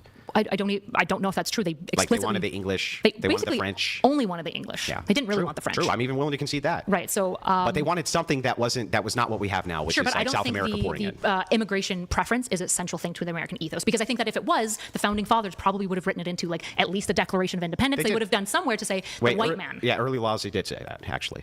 I don't know if you knew that or not. The Declaration of Independence has nothing to do with white man. No, the Declaration doesn't. Yeah. But early laws is what I said. Early laws did regard people of good character who are white. Yes. Sure, but I don't think that that's central to being American. Okay. Because I don't think the founding fathers are the only thing that makes something American. Okay, I agree. I'm just saying that when we're talking about a culture, the culture of the time, right? It was white and pan-Protestant. Sure, and I just if I found out the founding fathers sat me down, they're like, and that's really central to being America, I'd be like, I think you guys Then are if wrong. all that is central to being America is this experiment, and the experiment is just the idea of we have checks and balances in a system. No, it's more than that. What is it? Ingenuity. Yes. How much Christian more do you wanna nationalists. Hang on, I'm almost So done. just- Christian nationalists have ingenuity. No, they don't. Yeah, They're of course. opposed to science fundamentally. They don't want kids to go to Wait a university. second. They think evolution's not true. They think the Earth is 10,000 what? years old. They deny vaccines. So what? This is fundamentally opposed to the American ethos of science. America. What are you talking about? What do you think makes America so great? What Christian nationalists are opposed to science? Most. What science? Evolution. That's it? Not just Are they opposed to like rocket ships? Are they opposed to fucking machinery? Are They they don't opposed to want- firearms? they Are they often- opposed to strong militaries? Are they opposed to any of that? Not all of that is science. A lot of it is engineering, right? But what they're opposed Engineering's a science. to, they're opposed to multiple In fact, brackets. it's the science. Okay. Yes, the science is engineering. How is that the science? Because what you're talking about when you're talking about anthropology, or you're talking I'm not talking about about anthropology. you're talking about even evolution. All right, guys. It's like I don't want to continue watching this. I mean, I'm gonna probably watch it on my own because there's not a lot I can talk about, right? There's not a lot I can say because, to be honest, they're talking about things over my head, right? Right. So I think this is why I didn't watch these videos before. I'm just watching it along with you now, but yeah, there's not really not me to react to, so I don't want to continue watching this and not say shit because you could just watch this with you on your own, right? So that is it for tonight. Thank you guys for being here. I love you guys. Evil Eddie, Red Door, Laughing Man. I love you guys. But see you guys tomorrow, right? See you guys tomorrow on the live stream. But later. Hope you guys have a good rest of